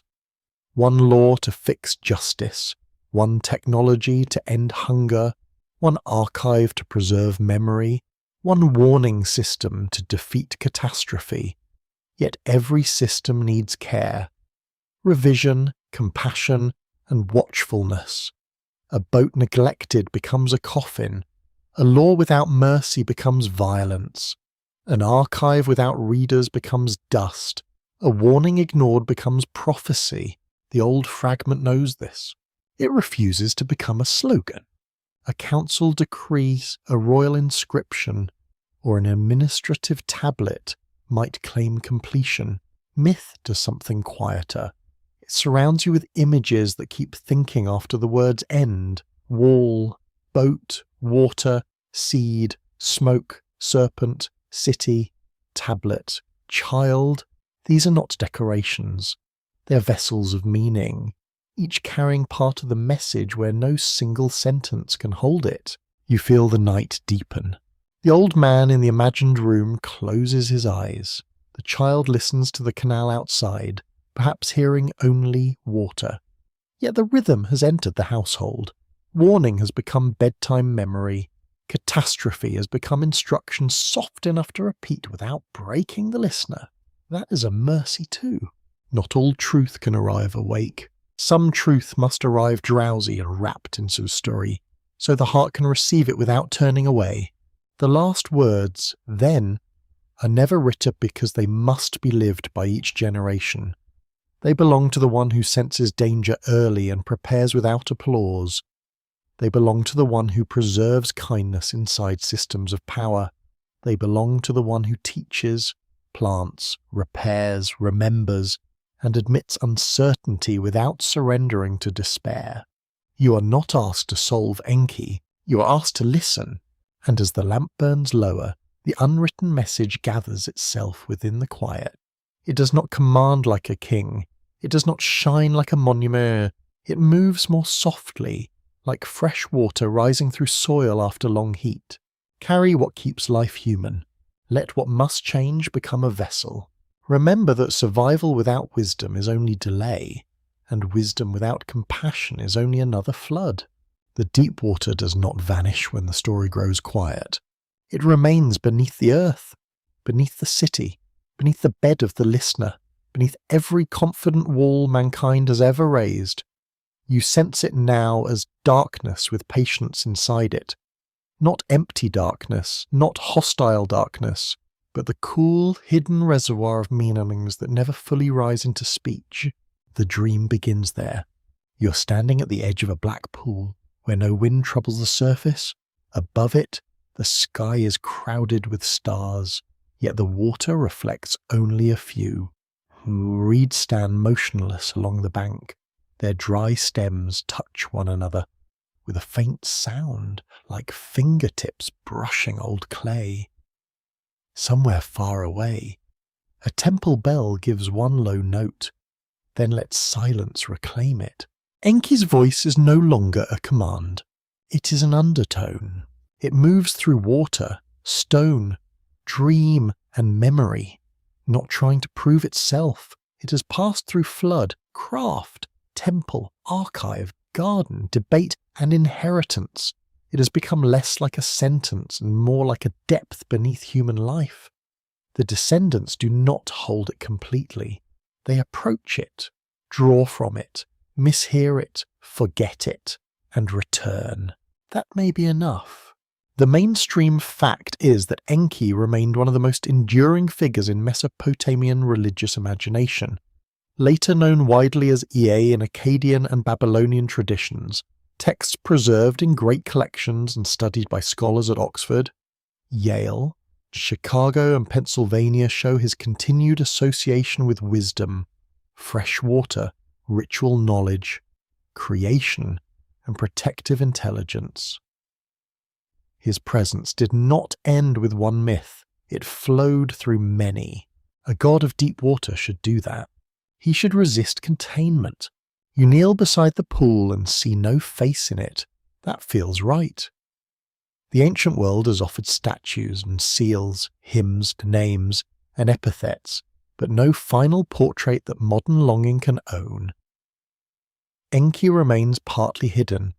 Like the waters he governs, To seek him is to seek the intelligence below appearances, the quiet craft by which fragile things continue, the quirky fringe tidbit still murmuring around the edges of modern imagination, is that some people picture Enki as a guardian of forbidden knowledge, almost a secret patron of human awakening.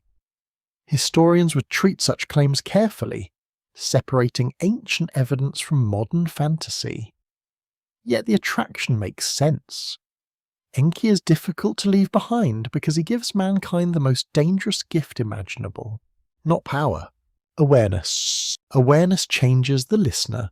It makes every wall capable of speech, every flood capable of meaning, every civilization capable of becoming a vessel or a warning. Once you suspect that wisdom may arrive indirectly, the world becomes layered. A broken tablet is no longer only damaged clay. A canal is no longer only water management. A lullaby is no longer only a song. Everything may carry, everything may conceal. The scholarly debate continues around how to interpret divine messages in ancient myth.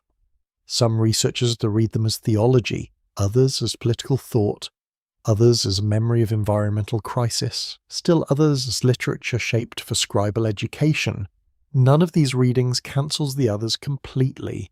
The old story is deep enough to hold many lamps, and each lamp touches only part of the water. So you let the lamps float? One shows compassion, one shows labour, one shows fear of authority as one shows respect for craft, one shows mortality, one shows the fragile miracle of transmission. Together they drift across the dark pool, small lights trembling over a depth that remains unmeasured. Your breathing slows. The ancient landscape softens around you. Mud brick walls blur into shadows. The canal becomes a line of silver. The reeds become thin dark strokes against the sky. In a courtyard, someone banked the fire for morning. In a schoolroom, tablets dry without knowing whose hands will find them. In a temple archive, a basket holds records of grain, offerings, omens, and gods. No single object contains the whole message. That is why the story survives. If the message had been only one royal decree, it might have died with a dynasty. If it had been only one temple rite, it might have faded with a priesthood. If it had been only one boat, it would have rotted when the world dried. Instead, it entered many vessels: clay, water, seed, law, wall, dream, human attention. You stand and the pool remains still. Perhaps that the final wisdom is not that mankind was saved once, but that mankind must keep learning how to be worth saving. Not by becoming flawless, that would be a very long wait. And the gods may not have brought enough patience. Rather, by preserving compassion inside knowledge, humility inside power, and memory inside comfort. The flood story is frightening because it says the world can end. It is tender because it says something can be carried. You walk along the bank, and the reeds part without sound. The ground is cool under your feet. In the darkness, you sense the old survivor, the scribe, the priest, the child, the scholar, the builder, the farmer, and the listener, all standing at different distances from the same water. None sees the whole. Each receives a fragment. This is mankind's role, not to possess the divine answer, to keep the fragment alive. The dream beneath the deep is not a hidden palace. It is not a treasure chamber full of shining tablets. It is quieter than that. It is the recognition that human beings are made of perishable things, yet they carry meanings that resist disappearance. Oh, breath fades. Clay breaks. Cities sink. But a warning can pass from one hand to another until it reaches a room far beyond the first rivers. Perhaps that is why Enki speaks softly. A loud command belongs to one moment. A whisper asks to be carried. It needs descendants. It needs sleepers. It needs someone to wake gently and remember just enough to act with care.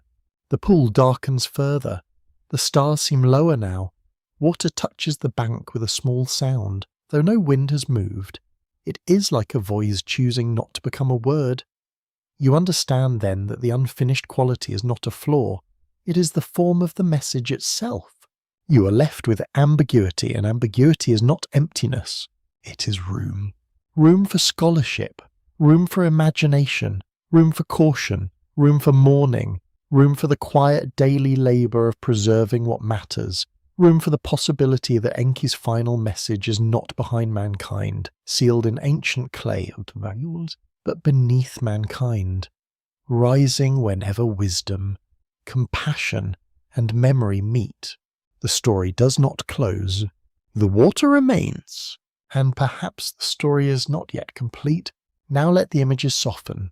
The reeds become shadows, and the shadows become lines of sleep.